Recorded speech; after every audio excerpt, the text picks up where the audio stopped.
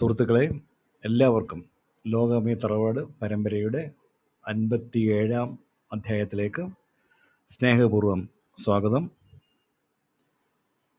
ഇത് പ്രവാസത്തിൻ്റെയും യാത്രകളുടെയും അനുഭവങ്ങൾ, നേർസാക്ഷ്യങ്ങൾ പങ്കുവെക്കുന്ന പരമ്പരയാണ്. പക്ഷെ ഇന്ന് പ്രവാസികളില്ല, ഇന്ന് 2 യാത്രികരാണ്, യാത്ര ഓപ്പറേറ്റർമാർ കൂടിയാണ്. അവിടെ അനുഭവങ്ങളുണ്ട്, വ്യത്യസ്തമായ യാത്രാ അനുഭവങ്ങളുണ്ട്, സംഘാടകർ എന്ന രീതിയിലുള്ള അനുഭവങ്ങളുണ്ട്. ഇത് നമ്മളോട് പങ്കുവെക്കാൻ എത്തിയിരിക്കുന്നത് ശ്രീ റോബിൻ രാജും അജു വിച്ചുച്ചിറയുമാണ്. ഞാൻ രണ്ടുപേരെയും ഈ പരിപാടിയിലേക്ക് സ്നേഹപൂർവ്വം സ്വാഗതം ചെയ്യുന്നു. ആദ്യം സംസാരിക്കുന്നത് റോബിൻ രാജ്, തുടർന്ന് അജു വിച്ചുച്ചിറ. പതിവ് പോലെ അതിനുശേഷം ചോദ്യോത്തരങ്ങൾ ഉണ്ടാവും. ഇവർ രണ്ടുപേരെയും പരിചയപ്പെടുത്താനായിട്ട് സഹ മോഡറേറ്ററായ ഹേമലതയെ ക്ഷണിക്കുന്നു. നന്ദി സർ. എല്ലാവർക്കും നമസ്കാരം. സഞ്ചാരത്തിന്റെയും പ്രവാസത്തിന്റെയും നേരനുഭവങ്ങൾ പങ്കുവയ്ക്കുന്ന ലോകമേ തറവാട് പരമ്പരയുടെ 57-ാം അധ്യായത്തിലേക്ക് എല്ലാവർക്കും സ്വാഗതം. ഇന്ന് നമ്മുടെ ഒപ്പം അതിഥികളായി ശ്രീ റോബിൻ രാജ്, ശ്രീ അജു വെച്ചുച്ചിറ രണ്ടുപേരാണുള്ളത്. രണ്ടുപേർക്കും വേദിയിലേക്ക് സ്വാഗതം. ആദ്യം പരിചയപ്പെടുത്തുന്നത് ശ്രീ റോബിൻ രാജിനെയാണ്. ലോകമേ തറവാട് പരമ്പരയിൽ ഇതുവരെ കൂടുതൽ സംസാരിച്ചിരുന്ന യാത്രികരും പ്രവാസികളുമായിട്ടുള്ളവരാണ്. ഇന്ന് വ്യത്യസ്തമായി പ്രദീപ് സാർ പറഞ്ഞതുപോലെ ടൂറിസം ഇൻഡസ്ട്രിയിൽ പ്രവർത്തിക്കുന്നു, ടൂർ ഓപ്പറേറ്റിംഗ് മേഖലയിൽ പ്രവർത്തിക്കുന്ന രണ്ടുപേരെയാണ് നമുക്ക് അതിഥികളായിട്ട് കിട്ടിയിട്ടുള്ളത്. വിവിധ രാജ്യങ്ങളിലായി നിരവധി ബ്രാൻഡുകളിൽ അറിയപ്പെടുന്ന ട്രാവൽ കോർപ്പറേഷൻ ഓഫ് ഇന്ത്യ ലിമിറ്റഡിന്റെ ജനറൽ മാനേജറായ ശ്രീ റോബിൻ രാജ് ഇന്ന് നമ്മുടെ ഒപ്പം എത്തിയിട്ടുണ്ട്. സീത, ഡിസ്റ്റന്റ് ഫ്രണ്ടിയേഴ്സ്, വിലാസിത, ആരണ്യ വൈസിത, കോ വെക്കേഷൻ ഇങ്ങനെ നിരവധി ബ്രാൻഡ് നെയിമുകളിൽ പല രാജ്യങ്ങളിൽ അറിയപ്പെടുന്ന ഒരു ട്രാവൽ ഗ്രൂപ്പാണ് travel corporation of India. Travel tourism ഇൻഡസ്ട്രിയിൽ 27 വർഷത്തെ അനുഭവ പരിചയമുള്ള വ്യക്തിയാണ് Shri Robin. Kerala institute of travel മാനേജ്മെന്റിൽ നിന്ന് ബിരുദം കഴിഞ്ഞ് അവിടെ തന്നെ ബിരുദാനന്തര ബിരുദം ചെയ്തു. ക്യാമ്പസ് റിക്രൂട്ട്മെന്റ് വഴിയായിട്ട് സിറ്റയിൽ ജോയിൻ ചെയ്യുകയാണ് ചെയ്തത്. വാസ്തവത്തിൽ അദ്ദേഹത്തിന് പ്രത്യേക താല്പര്യമുണ്ടായിരുന്ന മേഖല എയർലൈൻ ഫീൽഡ് ആയിരുന്നു എന്ന് ബയോഡാറ്റയിൽ പ്രത്യേകം പറയുന്നുണ്ട്. പക്ഷെ വളരെ മാനസിക സംതൃപ്തി നൽകുന്ന ഒരു മേഖലയിലാണ് ഇപ്പോൾ ജോലി ചെയ്യുന്നതെന്നും അദ്ദേഹം രേഖപ്പെടുത്തിയിട്ടുണ്ട്. കേരള ഓപ്പറേഷൻസ് ആണ് ഇപ്പോൾ അദ്ദേഹം കൈകാര്യം ചെയ്യുന്നത്. കേരള ഓപ്പറേഷന്റെ ഹെഡാണ് സിറ്റയിൽ. അദ്ദേഹം ഇപ്പോൾ 18 പേരുടെ ഒരു ടീമിനെയാണ് അദ്ദേഹം നയിക്കുന്നത്. കേരളത്തിലെ 3 ഓഫീസുകളാണ് സിറ്റയ്ക്കുള്ളത്. യൂറോപ്യൻ, അമേരിക്കൻ, അത് സൗത്ത് അമേരിക്ക, നോർത്ത് അമേരിക്ക, അങ്ങനെ ഉള്ള ക്ലയന്റൈലാണ് ഇവർക്ക് ഏറ്റവും കൂടുതൽ കിട്ടുന്നത്. ഫോറിൻ ഏജൻസ് വഴിയാണ് ഈ ബിസിനസ് കൂടുതലായിട്ട് വരുന്നത്. ഹൈ പ്രൊഫൈൽ ക്ലയൻസിനെയാണ് സീത കൈകാര്യം ചെയ്യുന്നത്. കേരള മീഡിയ അക്കാഡമിയിൽ ഞാൻ പ്രവർത്തിക്കുന്ന സമയത്ത് അവിടെ ഒരു ക്രൂയിസ് ഷിപ്പിൽ വന്ന അമേരിക്കൻ വിദ്യാർത്ഥികളെയും അവരുടെ അധ്യാപകനായ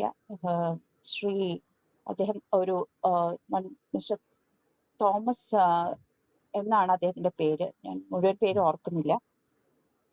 100ഓളം വിദ്യാർത്ഥികളുടെ ഒരു സംഘമാണ് അന്ന് അക്കാദമിയിൽ വിസിറ്റ് ചെയ്തത്. അവരെ നയിച്ചത് സിറ്റ ട്രാവൽസ് ആയിരുന്നു. അതിനു മുൻപ് ഒരു ശ്രീലങ്കൻ യാത്രികർ വന്നപ്പോഴും മാധ്യമപ്രവർത്തകരായിരുന്നു ഇവരും മാധ്യമ വിദ്യാർത്ഥികളായിരുന്നു. മാധ്യമപ്രവർത്തകർ വന്നപ്പോഴും ഇതുപോലെ സീത ട്രാവൽസിന്റെ ഒരു ബാനറാണ് ഞാൻ കണ്ടതായിട്ട് ഓർക്കുന്നത്. അങ്ങനെ ഹൈ പ്രൊഫൈൽ അതിഥികളെയാണ് സീത കൈകാര്യം ചെയ്യുന്നത്. കൂടുതൽ വിശദാംശങ്ങൾ യാത്ര കോർഡിനേറ്റ് ചെയ്യുന്നതിന്റെയും യാത്രയുടെ ഓപ്പറേഷൻസുമായിട്ട് ബന്ധപ്പെട്ട മറ്റു കാര്യങ്ങൾ ശ്രീ റോബിൻ സംസാരിക്കുമ്പോൾ നമുക്ക് വിശദമായിട്ട് അറിയാൻ സാധിക്കും. അദ്ദേഹം കൊച്ചിയിൽ തൃക്കാക്കരയിലാണ് താമസിക്കുന്നത്. SBI പബ്ലിക് സ്കൂളിൽ പ്രിൻസിപ്പളാണ് അദ്ദേഹത്തിന്റെ വൈഫ്. 2 കുട്ടികളുണ്ട്. അദ്ദേഹത്തെ ഈ വേദിയിലേക്ക്, ശ്രീ റോബിൻ രാജിനെ ഈ വേദിയിലേക്ക് ഞാൻ ഏറ്റവും സ്നേഹത്തോടെ സ്വാഗതം ചെയ്യുന്നു. ശ്രീ റോബിൻ രാജ്. റോബിൻ രാജ് സംസാരിച്ചതിന് ശേഷം ശ്രീ അജു വെച്ചുച്ചിറ നമ്മളോട് സംസാരിക്കും. ആദ്യം Robin. Thank you Hema madam. Thank you Prasad sir. ഇതിപ്പോൾ ക്ലബ് ഹൗസിൽ എനിക്ക് തോന്നുന്നു 2ാമത്തെ 3ാമത്തെ സെഷനാണ് എൻ്റെ. ഇതിനു മുമ്പ് 1-2 വർഷങ്ങൾക്ക് മുമ്പ് ഇതുപോലെ ഒരു സെഷൻ ഉണ്ടായിരുന്നു. ഇപ്പോൾ ഞാൻ ഒരു ദീർഘ ഇൻട്രൊഡക്ഷൻ ഞാനിങ്ങനെ ശ്രദ്ധപൂർവ്വം കേൾക്കുകയായിരുന്നു. ഇന്നിപ്പോൾ നമ്മുടെ കേരള ടൂറിസം എന്ന് പറയുന്നതിൻ്റെ അത് ഏത് രീതിയിലേക്ക് ഡെവലപ്പ് ചെയ്ത് എത്തി, അല്ലെങ്കിൽ അത് ഏത് സ്റ്റേജിലെത്തി എന്നുള്ളത് ഈ നാട്ടുകാർക്ക് അത്ര പരിചയമില്ല. അതാണ് അതിൻ്റെ സത്യം. പക്ഷേ ഞങ്ങൾ വർഷങ്ങളായിട്ട് ഈ ഫീൽഡിൽ ജോലി ചെയ്യുന്ന ഞങ്ങൾക്കത് മനസ്സിലാവും. കമ്പയർ ചെയ്ത് നമ്മൾ നോക്കുമ്പോൾ, നമ്മൾ കമ്പയർ ചെയ്യുന്നത് ഇന്ത്യയിലുള്ള ഡെസ്റ്റിനേഷൻസായിട്ട് കമ്പയർ ചെയ്താലും ചില ഫോറിൻ ഡെസ്റ്റിനേഷൻസൊക്കെ ആയിട്ട് കമ്പയർ ചെയ്താലും നമുക്ക് ഒരു സ്പെഷ്യൽ നിലവാരം ഇപ്പോൾ നമുക്ക് കിട്ടിയിട്ടുണ്ട്. നമുക്കൊരുപാട് വെല്ലുവിളികളുണ്ട്. Challenges are there. പക്ഷേ ഇന്ന് ടൂറിസം എന്ന് പറയുന്നത് അതിന് വേറൊരു നിലവാരം കേരളത്തിൽ പ്രത്യേകിച്ചൊരു നിലവാരത്തിലേക്ക് എത്തി എന്നുള്ളതിന് സംശയമൊന്നുമില്ല. നമ്മൾ ഒരുപക്ഷെ നമ്മുടെയൊക്കെ മനസ്സിൽ ടൂറിസം എന്ന് പറയുന്നത് ഏതെങ്കിലും പ്രകൃതിയുടെ ബ്യൂട്ടിഫുൾ ആയിട്ടുള്ള ഒരു ലൊക്കേഷനിൽ കാണുക, ബാക്ക് വാട്ടർ ആസ്വദിക്കുകയോ, അല്ലെങ്കിൽ ഏതെങ്കിലും ഒരു ഹിൽ സ്റ്റേഷൻ ആസ്വദിക്കുകയോ, അല്ലെങ്കിൽ ഒരു ബീച്ചിൽ പോവോ, ഇങ്ങനെ ഈ ഒരു കാഴ്ചപ്പാട് ആണ് നമുക്ക് സ്വദേശിയായി നമുക്ക് ചിലപ്പോൾ ഉണ്ടാകുന്നത്. പക്ഷേ അങ്ങനെയുള്ള ഒരവസ്ഥയിൽ നിന്നും കേരള ടൂറിസം ഇവോൾവ് ചെയ്ത് അത് വേറൊരു ഡിഫറെൻറ്റ് തലത്തിലേക്ക് എത്തി എന്നാണ് ഞാൻ പറയാൻ ഉദ്ദേശിക്കുന്നത്. അത് പ്രധാനപ്പെട്ട കാരണം നമ്മുടെ ക്വാളിറ്റിയുള്ള പീപ്പിൾ ഫാക്ടർ തന്നെയാണ്. നമുക്ക് മറ്റേത് സ്റ്റേറ്റിനെക്കാട്ടിലും എടുത്തു പറയാൻ പറ്റുന്ന ഒരേ ഒരു പ്രധാനപ്പെട്ട കാര്യം നമ്മുടെ ക്വാളിറ്റി പീപ്പിളാണ്. ഇപ്പോൾ തമിഴ്നാട്ടിലും കർണാടകയിലും ഒന്നും കേരളത്തിനെ കാട്ടിലും ബ്യൂട്ടിഫുൾ ആയിട്ടുള്ള destinations ഇല്ലാഞ്ഞിട്ടല്ല.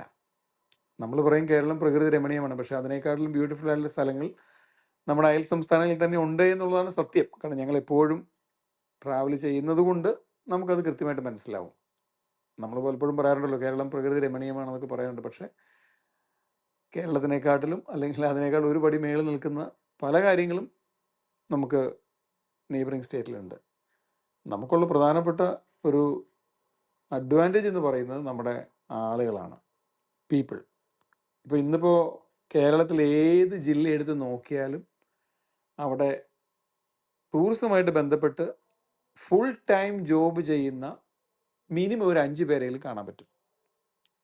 Right from Kasaragod to Trivandrum നമ്മളെടുത്ത് പരിശോധിച്ചാൽ എല്ലാ ജില്ലയിലും ഉണ്ട്. ഒന്നുകിൽ ഒരു ഹോം സ്റ്റേയുടെ ഓണർ ആയിരിക്കാം, ഇല്ലെങ്കിൽ അവിടെ ഒരു ആക്ടിവിറ്റി ചെയ്യുന്ന ഒരു വെണ്ടർ ആയിരിക്കാം. പക്ഷേ അതാണ് കേരളത്തിൻ്റെ ഏറ്റവും വലിയ അഡ്വാൻറ്റേജ് എന്ന് പറയുക. അതേസമയം നമ്മൾ വേറെ ഏത് സംസ്ഥാനം നോക്കിയാലും ടൂറിസം എന്ന് പറയുന്നത് അവിടെ ഒരു പ്രയോറിറ്റി അല്ല.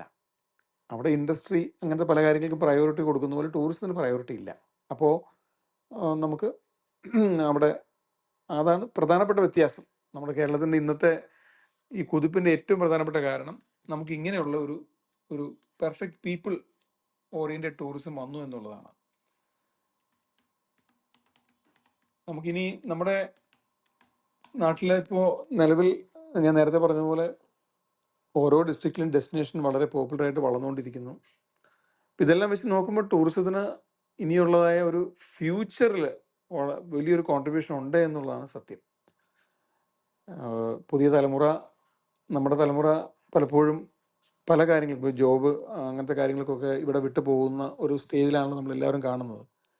പക്ഷേ ഒരു കാര്യം വളരെ ക്ലിയർ ആണ്, ഇവിടെ ഈ ടൂറിസത്തിൻ്റെ ഇങ്ങനത്തെ ഒരു ഗ്രോത്ത് ഉള്ളത് കൊണ്ട് പുതിയ തലമുറയ്ക്ക് പ്രതീക്ഷ വെക്കാൻ പറ്റുന്ന വളരെ കൃത്യമായ ഒരു ഫീൽഡാണ് ഈ ടൂറിസം.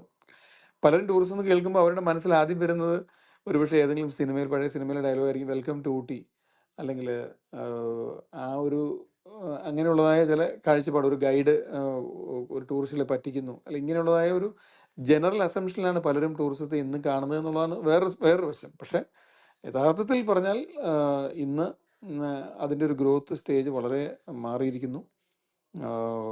നമുക്ക് അഭിമാനിക്കാൻ ഒരുപാട് കാര്യങ്ങൾ ടൂറിസത്തിൽ തന്നെ ഉണ്ട്. പിന്നെ ജനറലായിട്ട് എനിക്ക് പറയാനുള്ളത്, ഇപ്പോൾ കേരളം വാസ്തവത്തിൽ നമുക്ക് സെല്ലിംഗ് ആയിട്ട് ഇപ്പോൾ നടന്നുകൊണ്ടിരിക്കുന്ന ഒരു പ്രധാനപ്പെട്ട ഒരു സംഗതി ഒരു സ്ലോ ട്രാവൽ എന്ന് പറയുന്ന ഒരു കൺസെപ്റ്റാണ്. സ്ലോ ട്രാവൽ എന്ന് പറയുമ്പോൾ ഒരു ഡെസ്റ്റിനേഷനിലേക്ക് പോയി അവിടെ 2-3 ദിവസം താമസിച്ച് അവിടെയുള്ള ഭക്ഷണം വളരെ നന്നായി ആസ്വദിച്ച് അവിടെയുള്ള കൾച്ചർ എന്താണെന്ന് മനസ്സിലാക്കി അതിൽ ഇൻവോൾവ് ചെയ്യുക എന്ന ഒരു ആശയത്തിലേക്ക് ആണ് നമ്മളിപ്പോൾ മുന്നോട്ട് പോയിക്കൊണ്ടിരിക്കുന്നത്. പണ്ട് നമ്മൾ ഇന്ത്യ ടൂറിസം തുടങ്ങിയപ്പോൾ കമാൻസി ഇന്ത്യ എന്നായിരുന്നു. പക്ഷെ അത് പതുക്കെ വർഷങ്ങളുടെ ഗ്രോത്ത് കൊണ്ട് എന്ത് സംഭവിച്ചെന്നറിയാമോ? കം സി ആൻഡ് എക്സ്പീരിയൻസ് ഇന്ത്യയായി. പക്ഷെ ഇപ്പോൾ ഒരു പടിയും കൂടെ മുന്നോട്ട് പോയിട്ട് come see experience and involve എന്നുള്ള അവസ്ഥയിലേക്ക് വന്നു. ഇപ്പം ഇൻവോൾവ് എന്ന് പറഞ്ഞു കഴിഞ്ഞാൽ അതിന് വളരെ വിശാലമായ അർത്ഥമുള്ള വാക്കാണല്ലോ. എന്ന് വെച്ചാൽ എല്ലാ തലത്തിലും ഒരു ഗസ്റ്റ് അതിൽ ഇൻവോൾവ് ചെയ്യുന്നു. ഇപ്പോൾ ലോകത്തിൽ പറഞ്ഞു കേൾക്കുന്ന വലിയൊരു ട്രെൻഡ് സസ്റ്റൈനബിൾ ടൂറിസമാണ്. എന്തുകൊണ്ടാണ് അത് ട്രെൻഡായിട്ട് വരാൻ കാരണം എന്നുള്ളത് നമുക്കറിയാമല്ലോ. എന്താണ്? Climate change. ലോകം മുഴുവനും ക്ലൈമറ്റ് ചേഞ്ചിൻ്റെ ഏറ്റവും ഭയാനകമായ നെഗറ്റീവ് ഇമ്പാക്റ്റ് അനുഭവിച്ചുകൊണ്ടിരിക്കുന്ന ഒരു കാലഘട്ടത്തിലൂടെയാണ് നമ്മളെല്ലാവരും പോകുന്നത്. കോവിഡിന് ശേഷം പർട്ടിക്കുലർലി ലോകം മുഴുവനും അത് ഫേസ് ചെയ്യുന്ന ഒരു ഇഷ്യൂ ആണ്. ഇപ്പോൾ അമേരിക്കയുടെ പല ഭാഗത്തും കാനഡയുടെ പല ഭാഗത്തും ഒക്കെ ആളുകൾ കൂട്ടത്തോടെ മരിച്ചു. എങ്ങനെ? കടുത്ത ചൂട് കാരണം. അതുപോലെ ഒരു വളരെ കോൺസിക്വൻസ് ഉണ്ടാക്കുന്ന നേച്ചറിൻ്റെ പ്രശ്നങ്ങളെല്ലാം ലോകം മുഴുവൻ കണ്ടുകൊണ്ടിരിക്കുന്നത് കൊണ്ട് സസ്റ്റൈനബിൾ ടൂറിസം എന്ന് പറയുന്ന ഒരു ആംഗിൾ വളരെ ഇന്ന് ലോകത്തിലെ ഏറ്റവും പ്രമുഖരായ ടൂർ ഓപ്പറേറ്റേഴ്സ് എല്ലാവരും തന്നെ ഫോക്കസ് ചെയ്യുന്ന ഒരു സംഗതിയാണ് ഈ സസ്റ്റൈനബിൾ ടൂറിസം എന്ന് പറയുക. ബേസിക്കലി നമുക്ക് മലയാളത്തിൽ പറഞ്ഞാൽ സുസ്ഥിര വികസനം എന്നൊക്കെ പറയും.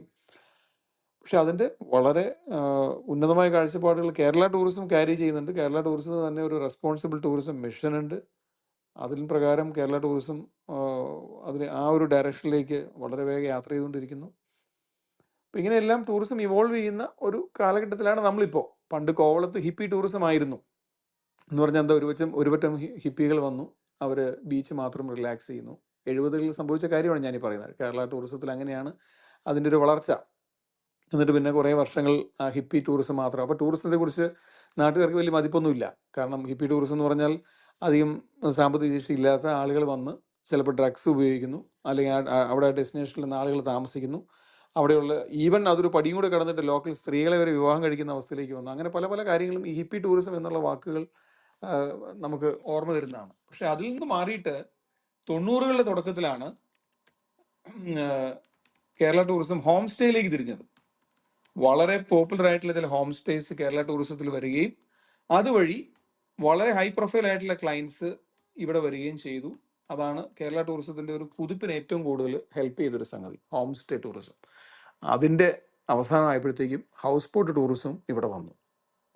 അതിൽ പിടിച്ചാണ് യഥാർത്ഥത്തിൽ കേരള ടൂറിസം ഇന്ന് കാണുന്ന സ്റ്റേജിലേക്ക് വളർന്നത്. നമുക്കിനിയുള്ള സമയങ്ങളിൽ വേണമെങ്കിൽ ട്രെൻഡിനെ കുറിച്ചൊക്കെ സംസാരിക്കാം.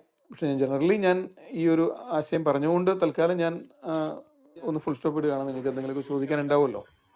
റോബിൻ, താങ്കൾ വർക്ക് ചെയ്യുന്ന ഇത് പൊതുവായിട്ടുള്ള വീക്ഷണങ്ങളെ കുറിച്ചാണ് പറഞ്ഞത്, അനുഭവങ്ങളെ കുറിച്ച് പറയാം. ഓക്കെ.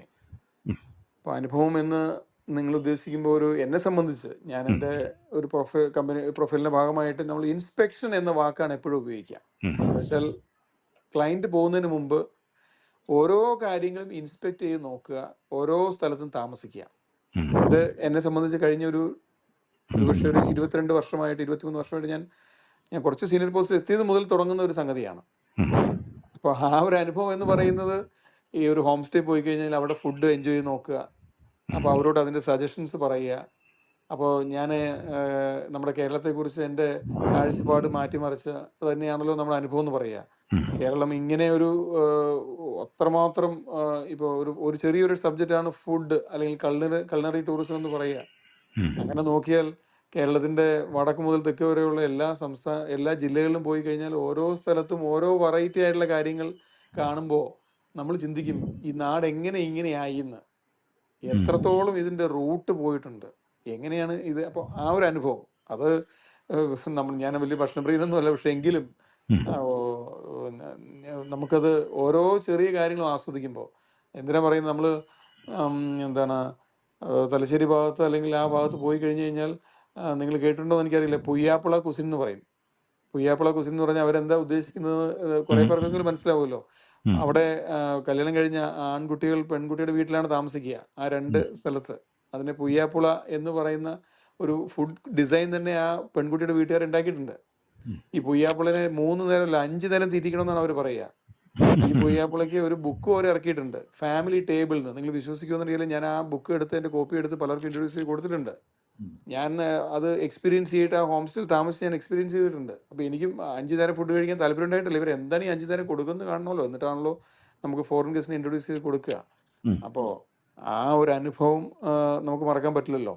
കാരണം അങ്ങനെ അതേ എനിക്ക് നമ്മൾ തെക്കോട്ട് വന്നു കഴിഞ്ഞാൽ അവിടെയുള്ള അല്ല എന്താ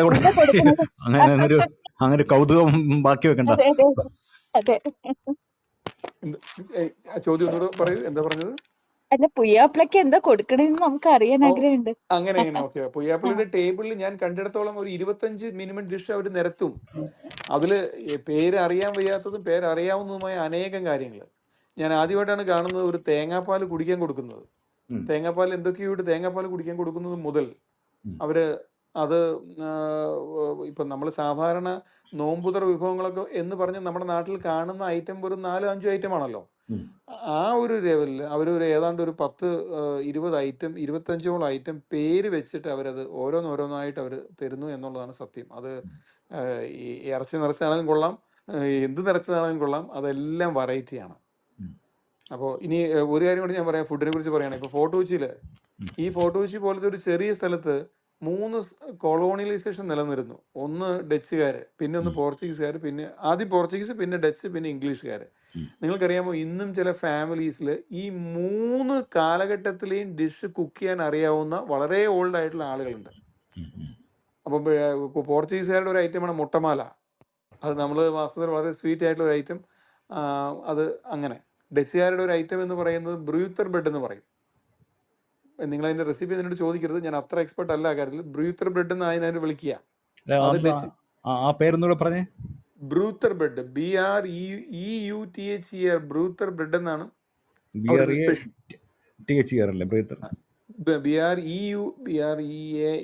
something like that, sorry for that. Breuther bread.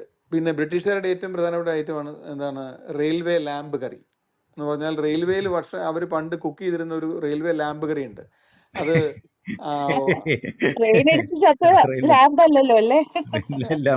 അല്ല, റെയിൽവേ ലാമ്പ് കറി എന്ന് വിളിക്കുന്ന അത് വളരെ വിശിഷ്ടമായ ഒരു അതിഥിയാണ്, ഒരു സംഗതിയാണ്. ഓക്കെ, ഞാൻ ബ്രൂതറിന്റെ സ്പെല്ലിംഗ് ഞാൻ നോക്കിയപ്പോൾ BREU ആണ്, ഈ BREUDHER ആണെന്ന് തോന്നുന്നു. ബ്രൂതർ എന്നാണ് പറയാം. അപ്പോൾ റെയിൽവേ ലാമ്പ് കറി എന്ന് പറയുന്നത് നമുക്ക് ഇതുപോലെ സ്ലോ കുക്ക്ഡ് വണ്ണാണ്. വളരെ ടെൻഡർ ആയിട്ടുള്ള ലാമ്പ് സ്ലോ കുക്ക് ചെയ്ത്, അത് സ്ലോലി കുക്ക് ചെയ്ത് അത് കൊണ്ടുവെക്കുന്നതിന്റെ ടേസ്റ്റ് നമുക്ക് വിവരണാതീതമാണ്. അപ്പോൾ ഇതെല്ലാം വാസ്തവത്തിൽ ചെയ്ത് നോക്കണം എന്നുള്ള പ്രിവിലേജ് എനിക്ക് ഉള്ളത് കൊണ്ട് എന്നെ എല്ലാവരും നന്നായി ഊട്ടും.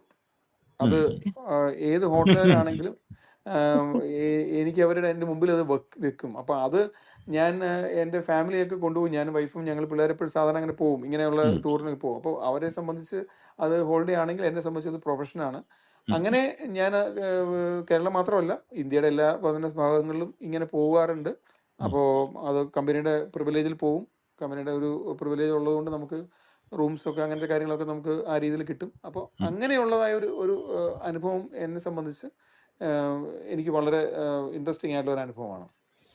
അല്ല ഈ ഫോറിൻ ടൂറിസ്റ്റുകൾ വരുമ്പോൾ നമ്മളിപ്പം നാട്ടിലൊക്കെ ആകുമ്പോൾ ആൾക്കാർ ഇപ്പം ഈ ആഹാരത്തെക്കുറിച്ച് പറയുമ്പോൾ ഏറ്റവും കൂടുതൽ വൈവിധ്യമുള്ള എന്ന് നമ്മളൊക്കെ വിശ്വസിക്കുന്ന ഒരു സ്ഥലം കള്ള് ഷാപ്പുകളാണല്ലോ. അപ്പം ഈ യൂറോപ്പിൽ നിന്നൊക്കെ വരുന്ന ആൾക്കാർ അവിടെ പോയി ആഹാരം കഴിക്കാൻ അവർക്ക് താല്പര്യം ഉണ്ടാകുമോ? ഓക്കെ, ആ ചോദ്യത്തിന് ഉത്തരം എന്ന് പറയുന്നത് നമ്മുടെ സാധാരണ 90%, 90% ഓഫ് ദ ഫോറിൻ ക്ലയൻസും സ്പൈസ് ലെവൽ എന്ന് പറയുന്നത് 0 അല്ലെങ്കിൽ വളരെ ഒരു ചെറിയൊരു സ്റ്റെപ്പ് മേളിലേക്ക്, അതിലപ്പുറത്തേക്ക് അവർക്കില്ല.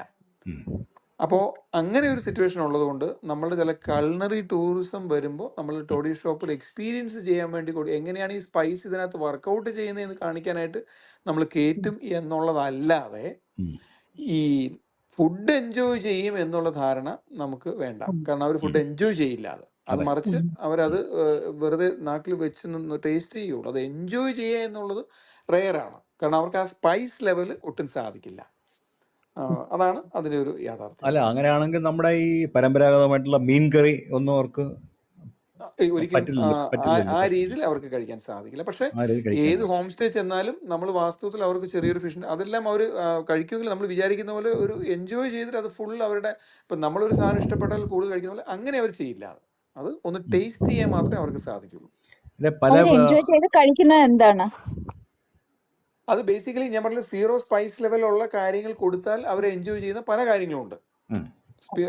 സ്പൈസ് ലെവൽ ആകണമെന്ന് മാത്രമേ ഉള്ളൂ. ഇപ്പൊ നമ്മുടെ ഒരു ഫിഷിന്റെ കാര്യം തന്നെ നമ്മൾ എടുത്താൽ തന്നെ നമ്മൾ പറയും ഗ്രിൽഡ് ഫിഷ് അങ്ങനത്തെ കാര്യങ്ങൾ. അത് സ്പൈസ് ലെവൽ വളരെ നോർമലായിട്ട് വെച്ചാൽ they will enjoy it actually. കാരണം നമ്മുടെ ഇവിടുത്തെ നമ്മളുടെ തനത് വിഭവങ്ങളില് അവര് ആഗ്രഹിച്ച് കഴിക്കുന്ന, വീണ്ടും ചോദിക്കുന്ന എന്തെങ്കിലും സാധനം ഉണ്ടോ? നമ്മുടെ കേരളത്തിന്റെ തനത് വിഭവങ്ങളിൽ റിപ്പീറ്റ് ചെയ്ത് കഴിക്കുന്ന കാര്യങ്ങൾ ഞാൻ കണ്ടിരിക്കുന്നത്, ഇപ്പോൾ ഫോർ എക്സാമ്പിൾ നമ്മൾ ഹൗസ് ബോട്ടുകളിൽ പോകുമ്പോൾ നമ്മുടെ ആളുകൾ ക്യാബേജ് തോരൻ കൊടുക്കാറുണ്ട്. അതുപോലെ ലോങ് ബീൻസ് നമ്മൾ മെഴുക്ക് പുരട്ടി എന്ന് പറയുന്ന സാധനം കൊടുക്കാറുണ്ട്. അത് ഞാൻ റിപ്പീറ്റ് ചെയ്ത് കഴിക്കുന്നത് കണ്ടിട്ടുണ്ട്. ക്യാബേജ് ഒരു ഇന്ത്യൻ ആണോ? ഇന്ത്യൻ വെജ് ആണോ? ക്യാബേജ് ഇന്ത്യൻ വെജ് അല്ലാം തോന്നുന്നു, പൊതു വിദേശി തന്നെയാണ്. പക്ഷെ നമ്മളിവിടെ തേങ്ങ ഇട്ട് വെക്കുന്ന ക്യാബേജിന്റെ തോരൻ അവർ റിപ്പീറ്റ് ചെയ്ത് കഴിക്കുന്നത് ഞാനത് കണ്ടിട്ടുണ്ട്. അതുപോലെ ഈ കള്ള് ഷാപ്പിലെ ഈ സ്പൈസി ആയിട്ടുള്ളത് അവർ കഴിക്കത്തില്ല, പക്ഷേ കള്ള് കഴിക്കത്തില്ല. മധുരക്കള്ള് ഒക്കെ നമ്മൾ പല പ്രാവശ്യം പല വേദികൾ ചർച്ച ചെയ്തിട്ടുള്ളതാണ്. കാരണം കേരളത്തിൻ്റെ ഒരു തനത് മദ്യം ഈ മദ്യത്തിൻ്റെ ആൽക്കഹോൾ കണ്ടന്റ് കുറവുള്ള ഒരു സംഭവം എന്ന ലെവലിൽ വെൽക്കം ഡ്രിങ്കായി പോലും കൊടുക്കണം എന്നൊക്കെ പറഞ്ഞ് നിർദ്ദേശങ്ങൾ വന്നിട്ടുണ്ട് പലതും. തീർച്ചയായിട്ടും. അപ്പോൾ ഈ നമ്മൾ 2-3 ടൂർ പ്രോഗ്രാമിൽ നമ്മൾ ടോഡി ടേസ്റ്റിംഗ് എന്ന് പറയുന്ന എക്സ്പീരിയൻസ് കൊടുക്കാറുണ്ട്. അതിൽ ഏറ്റവും വലിയ സംഗതി കുമരകത്ത് നടക്കുന്ന ഒരു റെസ്പോൺസിബിൾ ടൂറിസം മിഷൻ എന്ന് പറയുന്ന കേരള ഗവൺമെന്റിന്റെ കീഴിലുള്ള ഒരു ബോഡിയാണ്. അവരൊരു പാക്കേജ് ഇറക്കിയിട്ടുണ്ട്. അതിൽ ഈ കുമരകത്ത് കള്ള് ചെത്തുന്ന ഏതാണ്ട് 15 തെങ്ങ് രാവിലെയും വൈകിട്ടും ചെത്തുന്ന 3 ചെത്തുകാർ അവർക്ക് ടോഡി എക്സ്പീരിയൻസ് കൊടുക്കാറുണ്ട്.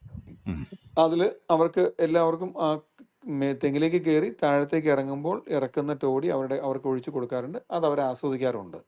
പക്ഷെ നമ്മുടെ കേരള ഗവൺമെന്റ് പരാജയപ്പെട്ട ഒരു സ്ഥലം നീരയായിരുന്നു. നീര വാസ്തവത്തിൽ വളരെയധികം പോപ്പുലർ ആയിട്ട് വരേണ്ടതായിരുന്നു. പക്ഷെ unfortunately due to various reasons നീര അവിടെ കൊടുക്കാൻ നമ്മൾ പരാജയപ്പെട്ടു. പക്ഷെ അത് കേരളത്തിൽ മാത്രമേ പരാജയപ്പെട്ടിട്ടുള്ളൂ. കർണാടകത്തിൽ പ്രശ്നമില്ല, പിന്നെ മഹാരാഷ്ട്രയിലുണ്ട്, വളരെ വിജയകരമായി പോകുന്നുണ്ട്. നീരയെ കുറിച്ച് കൂടുതൽ പറയാനായിട്ട് എനിക്ക് അറിഞ്ഞുകൂടാ. പക്ഷെ നീര ഇവിടെ നമ്മുടെ കേരളത്തിൽ അത് വലിയൊരു സംഗതിയായിട്ട് അവർ കൊണ്ടുവന്നുവെങ്കിലും ഞങ്ങളും അത് പാലക്കാട് ഒരു ഗ്രൂപ്പ് പോയപ്പോഴൊക്കെ ഞങ്ങൾ ഇൻട്രൊഡ്യൂസ് ചെയ്ത് കൊടുത്തു. വളരെ നന്നായിട്ട് എൻജോയ് ചെയ്തിരുന്നുവെങ്കിലും അത് അത്രയും അങ്ങോട്ട് പിന്നീട് അവർക്ക് അത്രയും അത് കൊടുക്കാൻ സാധിച്ചിട്ടില്ല. പക്ഷെ ടോഡിയെ സംബന്ധിച്ച് പറയുകയാണെങ്കിൽ ഇപ്പോൾ നിലവിൽ നമ്മുടെ ഹൈക്കോടതി ചോദിച്ചതുപോലെ ഇത്രമാത്രം ഇതിന്റെ ക്വാണ്ടിറ്റി എവിടുന്ന് കിട്ടുന്നു എന്ന് ഹൈക്കോടതി ചോദിച്ച ചോദ്യം പോലെയാണ് നമ്മുടെയും പ്രശ്നം. കാരണം വളരെ ഫുഡ് സെൻസിറ്റീവ് ആണ് ഓരോ ഗസ്റ്റിന്റെയും സ്റ്റൊമക്ക്, വളരെ സെൻസിറ്റീവ് ആണ്. നിങ്ങളിപ്പോ അതിന്റെ ഒരു ക്ലിയർ ഞാൻ എല്ലാവരും മനസ്സിലാക്കാൻ വേണ്ടി പറയാണ്. ഏതൊരു ഗ്രൂപ്പ് വന്നാലും ഇപ്പോൾ വരുന്ന ഒരു കോമൺ സാധനമാണ് ഡയറ്ററി റെസ്ട്രിക്ഷൻസ് എന്ന് പറഞ്ഞൊരു കോളം ഇങ്ങോട്ട് വരും. ഇപ്പോൾ ഞങ്ങളിത് 5-ാം തീയതി ഒരു ഷിപ്പ് വരുന്നുണ്ട്. ആ ഷിപ്പിനകത്ത് 675 സ്റ്റുഡൻസ് ഉണ്ട്, അമേരിക്കൻ സ്റ്റുഡൻസ്. ഈ 675 അമേരിക്കൻ സ്റ്റുഡൻസിനും everybody has a food restriction എന്ന് പറഞ്ഞാൽ ചിലർ പറയും ഗ്ലൂട്ടൻ ഫ്രീ ആന്ന് പറയും, ചിലർ പറയും പീനട്സ് കഴിക്കാൻ വയ്യാന്ന് പറയും, ചിലർ പറയും അവർക്ക് ഇന്ന്. അപ്പൊ ഇത് വേൾഡിൽ ഇത് ഇപ്പോഴും എങ്ങനെയാണ് ഇത് ഇത്രമാത്രം ഈ രീതിയിൽ വന്നു എന്ന് ഐ എം റിയലി കൺഫ്യൂസ്ഡ്. കാരണം ഇതിനു മുമ്പ് വർഷങ്ങൾക്ക് മുമ്പ് ഞങ്ങൾ ഇത്രയും പ്രശ്നം ഫേസ് ചെയ്തിരുന്നില്ല. ഇന്ന് അങ്ങനെയല്ല. ഇന്നത്തെ ജെൻസി തലമുറ ആണെന്ന് തോന്നുന്നു ഇതിനകത്ത് ഏറ്റവും കൂടുതൽ പ്രശ്നം ഉണ്ടാകുന്നത്. They are very very sensitive to many food components. അത് ഞങ്ങൾക്ക് കൃത്യമായി അറിയാവുന്ന കാര്യമാണ്. അതുകൊണ്ട് ഈ ചോദ്യത്തിന്, അതായത് ഇപ്പം നമ്മളിപ്പോൾ പറഞ്ഞ പോലെ ഇതുപോലത്തെ എന്ത് സാധനം ഇൻട്രൊഡ്യൂസ് ചെയ്ത് കൊടുക്കുമ്പോഴും അത് നമ്മൾ പലപ്പോഴും അവരെ നമ്മൾ പറഞ്ഞ് ബോധ്യപ്പെടുത്താറുണ്ട്. This is how it is എന്ന് പറയാറുണ്ട്. ഞാൻ ഒരു കാര്യം കൂടി ചോദിക്കട്ടെ. കേരളത്തിൻ്റെ തനത് വിഭവം എന്ന് പറയാവുന്ന ഒന്നാണല്ലോ നമ്മുടെ ചക്ക, റോ ആയിട്ടും പഴുത്ത ചക്കയും. അതിൻ്റെ ഒരു സാധ്യത, ടൂറിസം സാധ്യത എന്താണ് അത് തങ്ങളുടെ അനുഭവത്തിൽ? ഇപ്പോൾ ചക്ക വാസ്തവത്തിൽ ഈ കാഞ്ഞിരപ്പള്ളി ഭാഗത്തൊക്കെ ഞങ്ങൾ we are already in touch with 1 or 2 people. അവരോട് ഞങ്ങൾ പലപ്പോഴും അവരുടെ ഈ ചക്ക എന്നുള്ളത് റോ രൂപത്തിൽ എന്നുള്ളതിനേക്കാൾ ഉപരി അതിൻ്റെ ഏതാണ്ട് വാല്യൂ ആഡഡ് മൂല്യവർദ്ധിത പ്രൊഡക്റ്റ് എന്ന് നമ്മൾ പറയുന്ന ഒരു 22-25 പ്രൊഡക്ട്സ് ഉണ്ടാക്കുന്ന 2-3 പേരെ ഫാമേഴ്സിനെ നമുക്കറിയാം. നമ്മൾ അവരോട് സാധനം മേടിക്കാറുമുണ്ട്, നമ്മൾ പലപ്പോഴും ഇൻട്രൊഡ്യൂസ് ചെയ്ത് കൊടുക്കാറുമുണ്ട്. പിന്നെ അതൊരു സീസണൽ സംഗതി ആയതുകൊണ്ട് നമ്മൾ ആ ഒരു സമയം മാത്രമേ അതിൻ്റെ ലിമിറ്റേഷൻ ഉള്ളൂ ചക്ക. തീർച്ചയായിട്ടും പല ഹോട്ടൽസും ഇന്ന് എടുത്തിരിക്കുന്ന ഒരു സ്ട്രാറ്റജി എന്താണെന്ന് ചോദിച്ചു കഴിഞ്ഞാൽ സീസണൽ ഫ്രൂട്ട് കൊടുക്കുക, അതിൻ്റെ കാര്യങ്ങൾ ഇൻട്രൊഡ്യൂസ് ചെയ്ത് കൊടുക്കുക എന്നുള്ളത് ഹോട്ടൽസ് തന്നെ മുൻകൈ എടുത്ത് നടത്തുന്ന കാര്യങ്ങളാണ്. ഇപ്പം മാംഗോയുടെ സീസൺ എന്ന് പറയുന്നത് നമുക്കിപ്പോൾ ഇപ്പോൾ നമുക്കിപ്പോൾ എനിക്ക് നേരത്തെ തുടങ്ങി തോന്നി. ഈ പ്രാവശ്യം മഴ കുറച്ച് കിട്ടിയപ്പോൾ ഒരു ഫെബ്രുവരി ആകുമ്പോൾ അല്ലെങ്കിൽ ഫെബ്രുവരി പകുതി ആകുമ്പോൾ മുതൽ മാംഗോയുടെ സീസൺ വരുമ്പോൾ ആളുകൾ കൂടുതൽ മാംഗോ ഉൾപ്പെടുത്തും. എന്നതുപോലെ ചക്കയുടെ സീസൺ വരുമ്പോഴത്തേക്ക് നമ്മുടെ ടൂറിസ്റ്റ് സീസൺ ഏതാണ്ട് കഴിയാറാവും. അപ്പോൾ അതായത് എനിക്ക് തോന്നുന്നു ചക്കയുടെ season is going to come അല്ലേ? എനിക്ക് വിയറ്റ്നാം എയർലി ചക്ക കിട്ടും. കേട്ടില്ല. വിയറ്റ്നാം എയർലി ചക്ക ലഭ്യമാണ് ഇപ്പം. മറ്റേത് മാർച്ച് അവസാനം ആകുമ്പോഴേ. ഓക്കെ.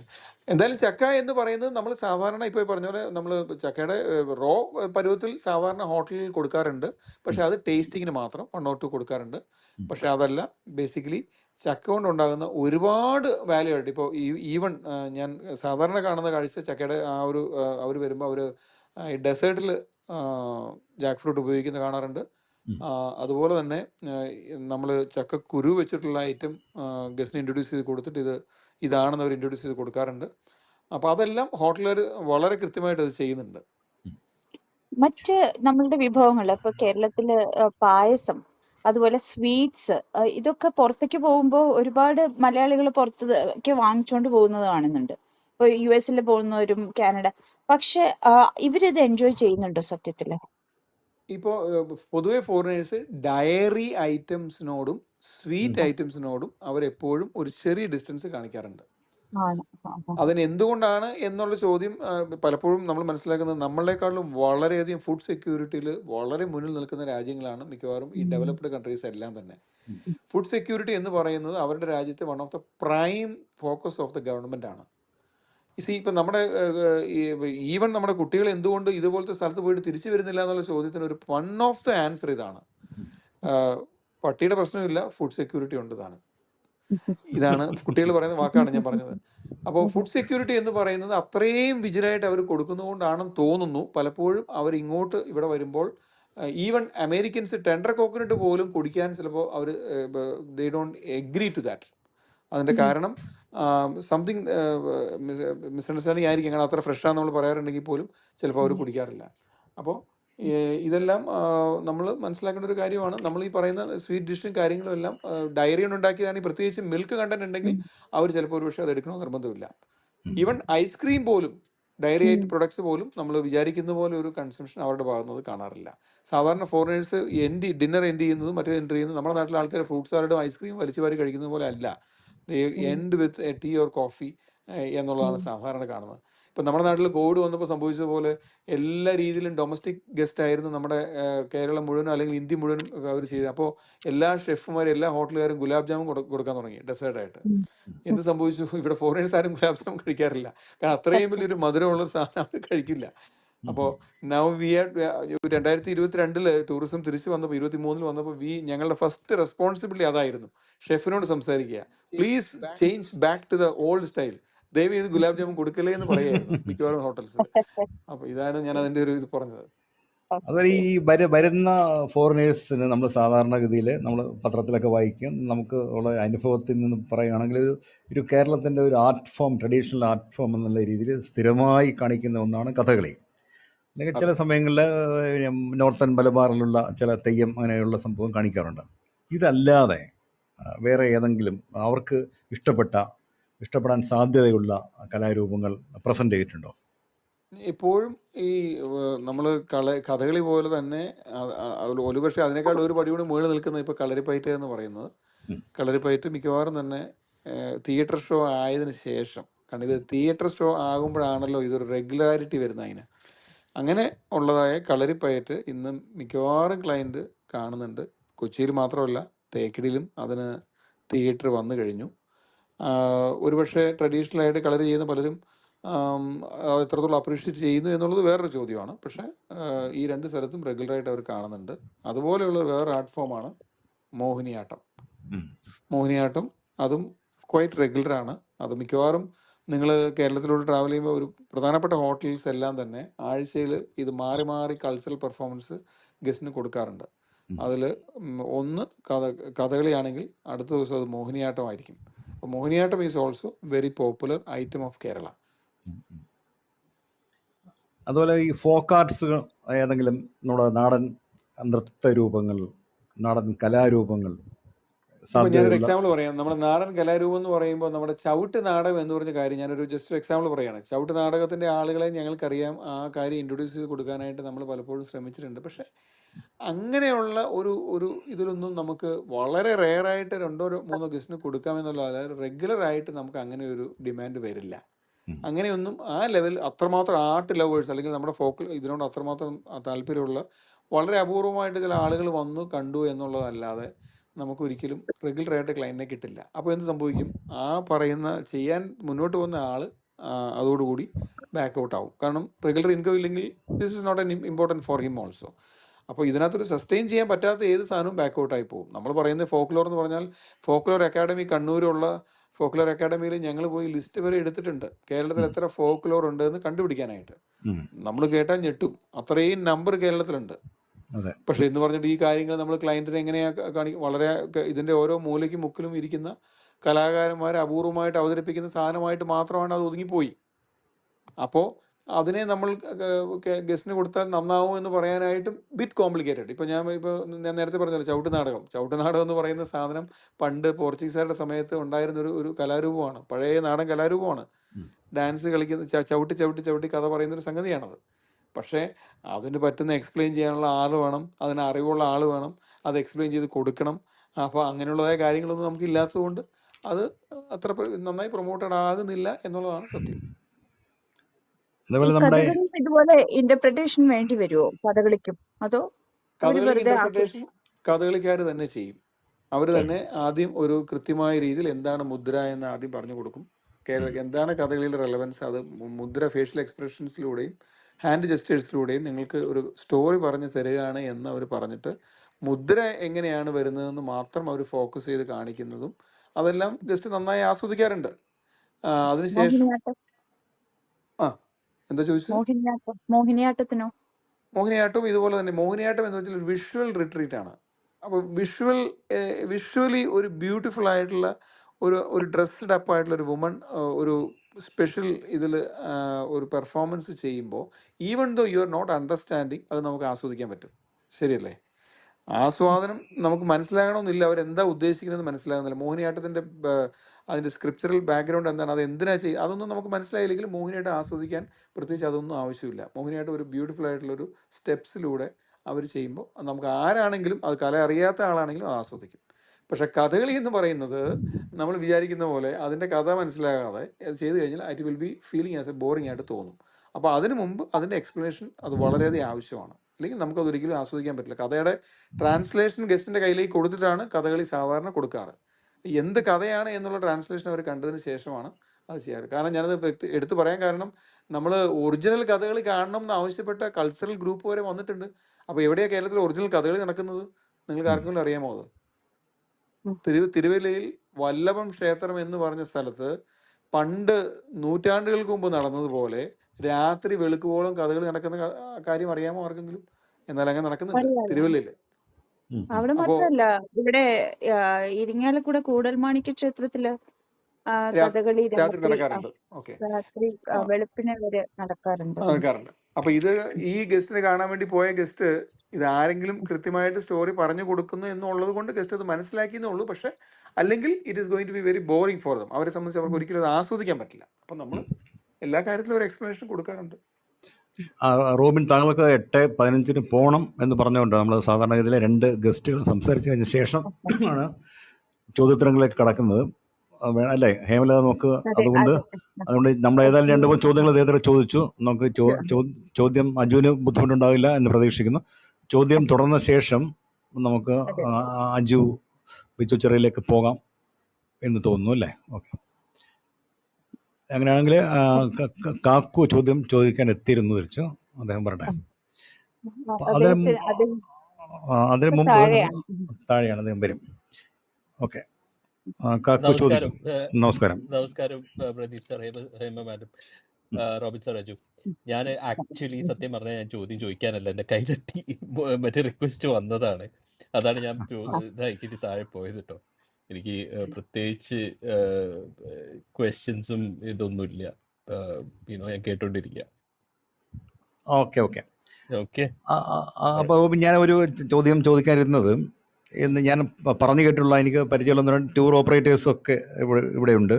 അവർ പറഞ്ഞ ഇതാണ്, അമേരിക്കയിൽ വളരെ വെൽത്തി ആയിട്ടുള്ള ആൾക്കാർ, ഈവൻ അമേരിക്കൻ കോൺഗ്രസ് മെമ്പേഴ്സൊക്കെ കൊച്ചിയിൽ വന്നിട്ട് വളരെ എന്താണ് നമ്മൾ പ്രിമിറ്റീവ് ആയിട്ടുള്ള സൗകര്യം എന്ന് പറഞ്ഞുകൂടാ, പ്രത്യേകിച്ച് മോഡേൺ ആധുനിക സംവിധാനങ്ങളോ സൗകര്യങ്ങളോ ഒന്നും ഇല്ലാത്ത ഈ തോടുകളുണ്ടല്ലോ, തോടുകളിലൂടെ വള്ളത്തിൽ സഞ്ചരിച്ച് പഴയ വീട്ടിലെ വള്ളത്തിനകത്തിരുന്ന് ആഹാരം കഴിച്ച് അങ്ങനെയുള്ള ഒരു പിന്നെ നമ്മൾ ഈ എൻവയോൺമെൻറ്റിൽ യാതൊരുവിധ ഇടപെടലും നടത്താത്ത മേഖലകളിൽ കേന്ദ്രീകരിച്ച് ഇങ്ങനെ ടൂറിസം മുന്നോട്ട് പോകുന്നൊരു സിസ്റ്റം കൂടെ ഉണ്ടല്ലോ കേരളത്തിൽ.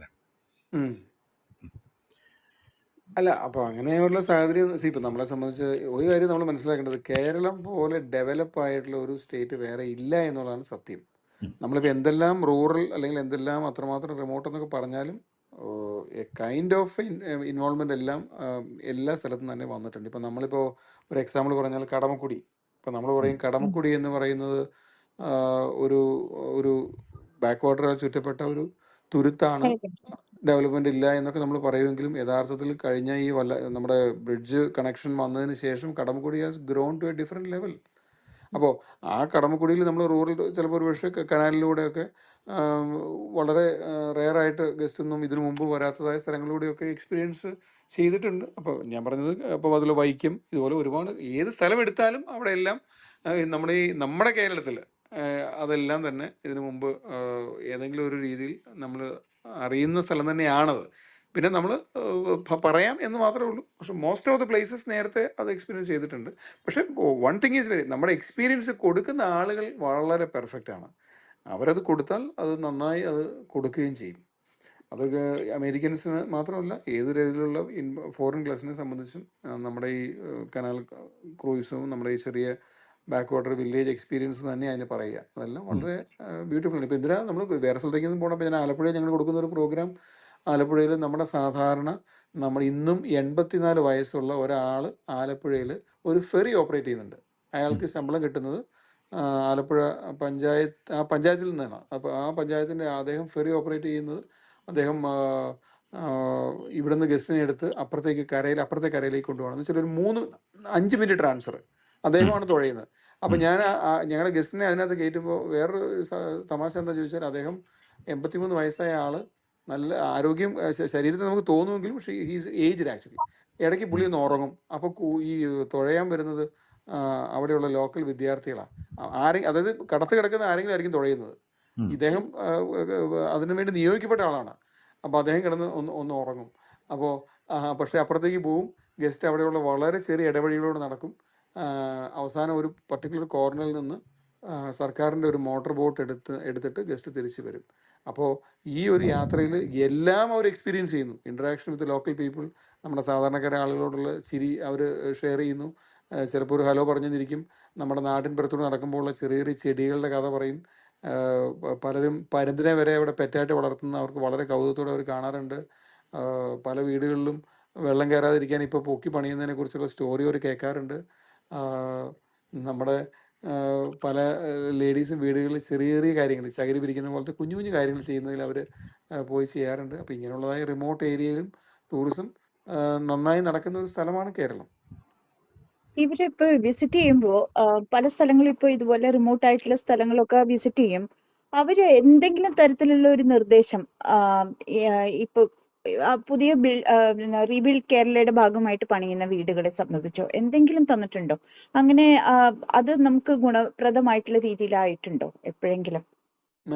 അങ്ങനെയല്ല. നമ്മളതിനു വേണ്ടി സ്പെഷ്യൽ പ്രോഗ്രാംസ് തന്നെ അറേഞ്ച് ചെയ്യാറുണ്ട്. അതായത് വാസ്തവത്തിൽ എക്സ്ചേഞ്ച് ഓഫ് ഐഡിയാസ് എന്ന രീതിയിൽ തന്നെ. അതായത് ഇപ്പം ഈവൻ ഞാൻ പറയാം കുടുംബശ്രീ. ഇപ്പം ഈ ചോദിച്ച ചോദ്യത്തിന് യഥാർത്ഥത്തിൽ അതിൻ്റെ ഉത്തരം വരുന്നത് കുടുംബശ്രീ എന്ന് പറയുന്ന യൂണിറ്റ് ഇന്ന് ഏറ്റവും സക്സസ്ഫുൾ ആയിട്ട് കേരളത്തിൽ മറ്റുള്ളവർക്ക് കാണിച്ചു കൊടുക്കാൻ പറ്റുന്ന ഒരു മോഡലാണല്ലോ. ഈ കുടുംബശ്രീയുടെ ഒരു യൂണിറ്റിൽ തന്നെ ഇപ്പോൾ ഫോർ എക്സാമ്പിൾ സോപ്പ് ഉണ്ടാക്കുന്ന ഒരു കുടുംബശ്രീ യൂണിറ്റ് ഒരു തണ്ണീർമുക്കം പഞ്ചായത്തിലുണ്ട്. ഈ തണ്ണീർമുക്കം പഞ്ചായത്തിൽ ഞങ്ങളുടെ ഇപ്പോൾ യൂണിറ്റിൽ ചിലപ്പോൾ ഒരു പക്ഷേ 15-20 ലേഡീസ് ഉണ്ടാവും. അതിലൊരു 6-7 ലേഡീസിൻ്റെ കൂടെ ഒരു 5-6 ഫോറിൻ ഗസ്റ്റ് ഒരു പർട്ടിക്കുലർ അവരുടെ യൂണിറ്റിലേക്ക് പോവുകയാണ്. പോയിട്ട് അവർ പരസ്പരം അങ്ങോട്ടും ഇങ്ങോട്ടും അവരുടെ നാട്ടിലെ സോപ്പിനെ കുറിച്ച് സംസാരിക്കും. നമ്മുടെ നാട്ടിലെ ലേഡീസ് നമ്മുടെ നാട്ടിൽ എങ്ങനെയാണ് ഇത് ഉണ്ടാക്കുന്നതിനെ കുറിച്ച് പറയും. ഇതെല്ലാം ട്രാൻസ്ലേറ്റ് ചെയ്ത് കൊടുക്കാനായിട്ട് ഒരു പ്രോപ്പറായിട്ടുള്ള ഒരു ഗൈഡിനെയും നമ്മൾ വെക്കും. അപ്പോൾ ഒരു ബ്യൂട്ടിഫുൾ എക്സ്ചേഞ്ച് ഓഫ് ഐഡിയ. ഞാൻ വളരെ നിസ്സാര ഒരു എക്സാമ്പിൾ പറഞ്ഞതാണ് സോപ്പിൻ്റെ കാര്യത്തിൽ. അതുപോലെ ഓരോ ഇതുപോലെ ഇൻട്രൊഡ്യൂസ് ചെയ്ത് കൊടുക്കുകയും ഐഡിയ അതിന് ഞങ്ങൾ വേറൊരു സ്പെഷ്യൽ പ്രോഗ്രാമാണ് ഞങ്ങളത് ചെയ്യുന്നത്. അതിന് വേറൊരു 1-2 പറയാമോ? കുടുംബശ്രീ അല്ലാതെ അല്ലെങ്കിൽ കുടുംബശ്രീയിൽ തന്നെ പരിചയപ്പെട്ടിട്ടുള്ള അത് വ്യത്യസ്തമായിട്ടുള്ള നമ്മളിപ്പോൾ ഈ പറഞ്ഞ പോലെ സോപ്പ് മേക്കിംഗ് ഒന്ന്, പിന്നെ കുട്ടികൾക്കുള്ള പൊടി ഉണ്ടാക്കുന്ന ഒരു വലിയ യൂണിറ്റ് ഉണ്ട്. ആ പൊടി ഉണ്ടാക്കുന്ന യൂണിറ്റിലും ഇതുപോലെ തന്നെ ഇവർ പോയി അങ്ങോട്ടും ഇങ്ങോട്ടും സംസാരിക്കാറുണ്ട്. അതുപോലെ തന്നെ ഉണ്ണിയപ്പം ഉണ്ടാക്കുന്ന ഒരു ചെറിയൊരു ചായപ്പുണ്ട്. അവിടെ ഒരു വീടിനോട് ചേർന്നിട്ടുള്ള ഒരു ചെറിയൊരു ചായപ്പിൽ അവർ ഉണ്ണിയപ്പം ഉണ്ടാക്കുക. അപ്പോൾ ഈ ലോക്കൽ സ്നാക്സ് എന്ന രീതിയിൽ ഇൻട്രൊഡ്യൂസ് ചെയ്ത് കൊടുക്കുന്ന ഈ ഉണ്ണിയപ്പം അതിനെക്കുറിച്ച് അവർ എക്സ്പ്ലെയിൻ ചെയ്യുമ്പോൾ ഫോറിനേഴ്സ് അവരുടെ നാട്ടിലുള്ള കാര്യത്തെക്കുറിച്ച് പറയും. ഈവൻ ഫോറിനേഴ്സ് തന്നെ അത് ചിലപ്പോൾ ഉണ്ടാക്കാനായിട്ട് കൂടാറുണ്ട്. അപ്പോൾ ഇതെല്ലാം ഈ വേരിയസ് ആയിട്ടുള്ള ഇങ്ങനത്തെയുള്ള എക്സാമ്പിളാണ്. എന്തിനാ പറയുന്നത്, നമ്മൾ വാസ്തവത്തിൽ നമ്മുടെ മട്ടാഞ്ചേരിയിൽ വന്നു കഴിഞ്ഞാൽ ജൈന സമൂഹം ഉണ്ടാക്കുന്ന ഒരു സ്പെഷ്യൽ ഒരു ചേമ്പുണ്ട്. അതിൻ്റെ പേര് ഇപ്പം ഞാൻ മറന്നുപോയി. ഒരു സ്പെഷ്യൽ ചേമ്പോൺ ഉണ്ടാക്കുന്ന ഒരു ഐറ്റം അവർ ഉണ്ടാക്കാറുണ്ട്. ഗസ്റ്റ് അവരുടെ അടുക്കളയിൽ കയറി അവരുടെ കൂടെ നിന്ന് അത് ഉണ്ടാക്കുന്ന പരിപാടി നമ്മൾ കൊടുക്കാറുണ്ട്. അപ്പോൾ ഇങ്ങനെയെല്ലാം വലിയ ഇൻട്രാക്ഷനും എക്സ്ചേഞ്ചും നടക്കുന്ന ഒരുപാട് കാര്യങ്ങൾ നിരന്തരമായിട്ട് നടക്കാറുണ്ട്. നമ്മളുടെ ഫെസ്റ്റിവിറ്റീസിലൊക്കെ അവർ പങ്കെടുക്കുമ്പോൾ എങ്ങനെയാണ് അത്? ഇപ്പോ ഉത്സവം, പൂരം, അങ്ങനെയുള്ള ഇതിലെല്ലാം അവര് അതെ, കേരളത്തിനെ പങ്കെടുക്കാറുണ്ടോ? സംബന്ധിച്ച് ഏറ്റവും വലിയൊരു സംഗതി തന്നെയായിരുന്നു നെറ്റിപ്പട്ടം കെട്ടിയ ആനയും അതുപോലെയുള്ളതായ വലിയ ഉത്സവ പറമ്പുകളും എല്ലാം വളരെ വളരെ ഫോറിനേഴ്സിനെ സംബന്ധിച്ച് ഏറ്റവും വലിയ അട്രാക്ഷൻ ആയിരുന്നു. ഒരു സംശയമില്ല കാര്യത്തിൽ. ഈവൻ നമ്മുടെ ഇപ്പം 100 ആന വരെ വരുന്ന ആറാട്ടുപുഴ ഉത്സവത്തിന് വരെയും നമ്മുടെ 2-3 ഗ്രൂപ്പുകൾ പോയതായ അനേകം വർഷങ്ങളൊക്കെ ഉണ്ട്. പക്ഷെ ഇപ്പോൾ ഞാനൊരു കാര്യം പറയാം. സസ്റ്റൈനബിലിറ്റി എന്ന് പറയുന്ന ആംഗിളിലേക്ക് വന്നപ്പോൾ വിദേശ ഓപ്പറേറ്റേഴ്സ് ചെയിൻഡ് എലിഫൻസ് മാത്രമല്ല, ചെയിൻഡ് ആയിട്ടുള്ള എല്ലാ മൃഗത്തെയും അവർ കാണുന്നത് സിമ്പിൾ ഓഫ് ക്രൂവൽറ്റി ആയിട്ടാണ്. നമ്മൾ അടിമകളാക്കുന്ന ഈ പറയുന്നതിനെ അതിന് സിമ്പിൾ ഓഫ് ക്രൂവൽറ്റി എന്ന് തന്നെയാണ് അവർ എടുത്ത് പറയുക. ഞാൻ പലപ്പോഴും എക്സ്പ്ലെയിൻ ചെയ്യാൻ ശ്രമിച്ച് പരാജയപ്പെട്ടിട്ടുണ്ട്. ഇപ്പോൾ ഈ കേരളത്തിലെ ചെയിൻഡ് എലിഫന്റ് എന്ന് പറഞ്ഞു കഴിഞ്ഞാൽ നമ്മുടെ പട്ടിയെ പെറ്റ് ഡോഗ്സിനെ പോലെയാണ്. പട്ടിക്ക് തുടൽ പോലെ എലിഫന്റിന് ഇതെന്ന് പറയാറുണ്ട്. അവരൊരിക്കലും അത് സമ്മതിക്കാറില്ല. അവർ പറയും chained elephants we will never agree. ഒരു കാരണവശാലും ഞങ്ങളുടെ ഒരു ക്ലയൻറ്റ് ഒരു എലിഫന്റ് ആക്ടിവിറ്റിയും കാണാൻ we will not allow them. കാരണം that is against our sustainability policy എന്നവർ പറയാറുണ്ട്. ഈവൻ തേക്കടിയിൽ ഏതാണ്ട് 6 സെൻറ്റേഴ്സ് ഉണ്ട്. ആനയായിട്ട് വേണമെങ്കിൽ ഇൻട്രാക്ട് ചെയ്യാം, പാപ്പാൻ്റെ കമാൻഡ് അവർക്ക് കേൾക്കാം, അല്ലെങ്കിൽ കുളിപ്പിക്കാം, ആനയുടെ പുറത്ത് സഫാരി ചെയ്യാം. ഒരൊറ്റ ഫോറിൻ ടൂർ ഓപ്പറേറ്റേഴ്സ്, റെസ്പോൺസിബിൾ ആയിട്ടുള്ള ടൂർ ഓപ്പറേറ്റേഴ്സും അത് പ്രൊമോട്ട് ചെയ്യില്ല എന്ന് അവർ എഴുതി വെച്ചിട്ടുണ്ട്. അതുകൊണ്ട് തന്നെ ഏതെങ്കിലും ക്ലയൻറ്റ് ഈ ഒരു എലിഫൻ്റായിട്ട് ബന്ധപ്പെട്ട ഒരു കാര്യത്തിൽ വേണമെന്ന് പറഞ്ഞാൽ ഞങ്ങൾ പറയാറ് sorry, we will not be able to book it for you. If you still wish to continue, നിങ്ങൾ തന്നെ ബുക്ക് ചെയ്തോളൂ എന്നാണ് പറയാറ്. ആ ബിസിനസ്സിനെ നമ്മൾ വേണ്ടാന്ന് വെക്കുക ചെയ്യണേ. അപ്പോൾ ഇതെല്ലാം വേൾഡിൽ വന്ന പുതിയ ട്രെൻഡാണ്. ടൂറിസത്തിൻ്റെ ഒരുപാട് ട്രെൻഡ് ഉണ്ട് കേട്ടോ. പക്ഷെ ഞാൻ പറഞ്ഞ ഒരു പ്രധാനപ്പെട്ട ട്രെൻഡാണ് ഇങ്ങനെയുള്ളതായ കാഴ്ചപ്പാട്. ഈ ഹെൽത്ത് ടൂറിസവുമായിട്ട് ബന്ധപ്പെട്ട് ഒരുപാട് പേര് വരുന്നുണ്ടല്ലോ എന്ത് പുറത്തുനിന്നൊക്കെ. ടൂറിസമായിട്ട്? Health tourism. Health tourism. Okay. അതെ. ആയുർവേദിക് ട്രീറ്റ്മെന്റും അങ്ങനെയുള്ള കാര്യങ്ങൾക്കൊക്കെ വേണ്ടിയിട്ട് വരുന്നുണ്ടല്ലോ. അവരെ പറ്റിയിട്ടോ അവരും ഇത് കൃത്യമായിട്ട് അതിന്റെ ഗുണം കണ്ടറിഞ്ഞു വരുന്നതാണോ അതോ വെറുതെ ഒരു എൻജോയ്മെന്റിന് വേണ്ടി കയറി അവിടെ ഉപയോഗിക്കുകയാണോ? അവർക്ക് ഉദ്ദേശിക്കുന്ന ഫലം കിട്ടുന്നുണ്ടോ പോകുമ്പോൾ? Okay, that's A very interesting question. ഇപ്പോൾ നമ്മളെ സംബന്ധിച്ച് കേരളത്തിൽ ഏറ്റവും കൂടുതൽ ഫ്ലറിഷായി നിൽക്കുന്ന ഒരു വിങ്ങാണ് ആയുർവേദ ടൂറിസം എന്ന് പറയുക. അതിന് നമുക്ക് പല രീതിയിൽ ആളുകൾ കാറ്റഗറൈസ് ചെയ്യും. വെൽനസ് എന്ന് പറയുന്ന കോമൺ വാക്കുണ്ട്. ആയുർവേദം ആണ് അതിൻ്റെ പ്രോമിനൻ്റ്. വെൽനെസ് എന്ന് പറയുന്നത് പ്രകൃതി ചികിത്സ ഇൻട്രൊഡ്യൂസ് ചെയ്ത് കൊടുക്കാറുണ്ട്.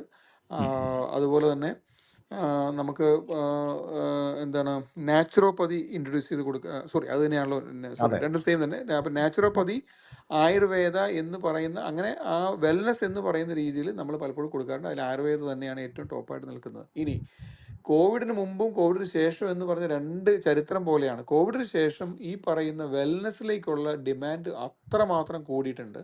കേരളത്തിൽ ഇന്ന് ഏറ്റവും കൂടുതലായിട്ടുള്ള ക്ലയൻറ്റ് വരുന്നൊരു സമയമാണ്. അത് ബീച്ചായിട്ട് ബന്ധപ്പെട്ടാണ് അത് നടക്കുന്നത്. നിങ്ങൾക്ക് ഒരു എക്സാമ്പിൾ പറഞ്ഞാൽ നാട്ടിക, 8 പ്രോപ്പർട്ടീസ് നാട്ടിക എന്ന് പറഞ്ഞ തൃശ്ശൂരിനടുത്തുള്ള സ്ഥലങ്ങളുണ്ട്. ഇവിടെ ഫുള്ളാണ്, ത്രൂ ഔട്ട് അത് ഫുള്ളാണ്. കാരണം ഈ വരുന്ന ക്ലയൻ്റ് എല്ലാം 14 നൈറ്റ് മുതൽ 21 നൈറ്റ് മുതൽ കൂടുതൽ ദിവസം താമസിച്ച് ആയുർവേദം എടുക്കുന്ന ക്ലയൻ്റാണ്. അപ്പോൾ അത് കോവളത്ത് ഏറ്റവും കൂടുതൽ ബീച്ച് ഡെസ്റ്റിനേഷൻസ് മുഴുവനും കൺവേർട്ട് ചെയ്ത് ആയുർവേദ റിസോർട്ടിലേക്ക് മാറി എന്നുള്ളതാണ് സത്യം. ഇന്ന് കേരളത്തിൽ കോവളം എന്ന് പറയുന്ന പണ്ടത്തെ ആ ഏറ്റവും വലിയ ബീച്ച് ഡെസ്റ്റിനേഷനകത്ത് ബീച്ച് ഡെസ്റ്റിനേഷൻ ലിഷറായിട്ട് കൊടുക്കാൻ പറ്റുന്ന വളരെ ചുരുക്കം പ്രോപ്പർട്ടീസേ ഉള്ളൂ. ബാക്കിയുള്ള മുഴുവൻ പ്രോപ്പർട്ടീസും ആയുർവേദ പ്രോപ്പർട്ടിയായിട്ട് മാറി. അപ്പോൾ അങ്ങനെ ഒരു കാഴ്ചപ്പാടിൽ ഈവൻ നിങ്ങൾ വേറൊരു രസകരമായ സംഗതി, അതിൻ്റെ രജിസ്ട്രേഷൻ ഇതൊക്കെ നോക്കിക്കഴിഞ്ഞാൽ ക്വാളിഫൈഡ് ആയിട്ടുള്ളവരാണോ കൈകാര്യം ചെയ്യുന്നത്? ക്വാളിഫൈഡ് ഡോക്ടേഴ്സും ഒക്കെയാണ്? അബ്സല്യൂട്ട്ലി. കാരണം ഈ പറയുന്ന ഹോട്ടൽസ് എല്ലാം തന്നെ രജിസ്റ്റർ ചെയ്തിരിക്കുന്ന ഹോട്ടൽസ് ആയിട്ടല്ല, ആയുർവേദ ഹോസ്പിറ്റലായിട്ടാണ്. അവരുടെ registration is not hotel by Ayurveda ഹോസ്പിറ്റലായിട്ടാണ്. അവരുടെ ഡോക്ടേഴ്സ് ഹൈ ക്വാളിഫൈഡ് ആയിട്ട് വരുന്നത് കാരണം ട്രഡീഷണൽ ആയിട്ട് പാരമ്പര്യമായി നിൽക്കുന്ന കോട്ടയ്ക്കൽ പോലെയോ അല്ലെങ്കിൽ കോയമ്പത്തൂർ ആയുർവേദ ഫാർമസി പോലെയോ അല്ലെങ്കിൽ നാഗാർജുന പോലെയുള്ള ബ്രാൻഡുകളിലുള്ള ആ ഡോക്ടേഴ്സിനെ തന്നെയാണ് ഇവർ എടുക്കുന്നത്. കാരണം here it is well paid. അവിടത്തെക്കാട്ടിലും പേയ്മെൻറ്റ് ടൂറിസം രംഗത്ത് അവർക്ക് കിട്ടും. So they basically excellent people majority of the ഹോട്ടലും ഉണ്ട്. ഇതാണ് അതിൻ്റെ ഒരു പോസിറ്റീവ് വശം. ഈവൻ ഹോട്ടൽസ് സ്ട്രിക്റ്റ് ആയിട്ട് ആയുർവേദ പ്രിൻസിപ്പിൾസ് പാലിക്കുന്ന ഹോട്ടൽ, ഫുഡ് റെസ്ട്രിക്ഷൻസ് ഉൾപ്പെടെ അബ്സല്യൂട്ട്ലി സ്ട്രിക്റ്റ് ആയിട്ട് മുന്നോട്ട് പോകുന്ന ഒരുപാട് ഹോട്ടൽസ് ഉണ്ട്. നിങ്ങൾക്ക് പത്രം വായിക്കാൻ കിട്ടില്ല. Can you believe this? നിങ്ങൾക്ക് ആ ഇറങ്ങിയ ദിവസം മുതൽ നിങ്ങളുടെ ജീവിതത്തിൽ TV ഇല്ല, പത്രമില്ല. നിങ്ങൾ ആകെയുള്ള ഒരേ ഒരു സംഗതി, നിങ്ങളെ ശാരീരികമായും മാനസികമായും ഈ ആയുർവേദ ട്രീറ്റ്മെൻറ്റിലേക്ക് അവർ ഫൈൻ ട്യൂൺ ചെയ്യുകയും നിങ്ങൾ അവസാനം ഈ ട്രീറ്റ്മെൻറ്റ് കഴിഞ്ഞ് പോകുമ്പോൾ റിസൾട്ട് അവർക്ക് ഗ്യാരണ്ടി ആയിട്ട് കൊടുക്കേണ്ടതുള്ളതുകൊണ്ട് അവർ അത്രയ്ക്ക് അതിനകത്ത് ഫോക്കസ്ഡ് ആണ്. അപ്പോൾ ഒരുപിടി രസകരമായ അനുഭവങ്ങൾ ഉള്ളതായ ഒരുപിടി ഞങ്ങൾക്ക് ഓർമ്മയുണ്ട്. ഞാനൊരു പെട്ടെന്നൊരു കാര്യം ക്വിക്ക്ലി ഓർമ്മ വന്നത് ഞാൻ പറയാം. ഒരു കസാക്കിസ്ഥാനിൽ നിന്നൊരു ലേഡി വന്നിരുന്നു. ഏതാണ്ട് 120 കിലോ വെയ് ചെയ്യുന്ന ലേഡിയും അവരുടെ ഹസ്ബൻഡ് ഏതാണ്ട് 60 കിലോ ഉള്ളൂ. അപ്പോൾ ആ ലേഡിക്ക് ആവുള്ള ഒരേ ഒരു ആവശ്യം എനിക്ക് വെയിറ്റ് ലോസ് ആണ്.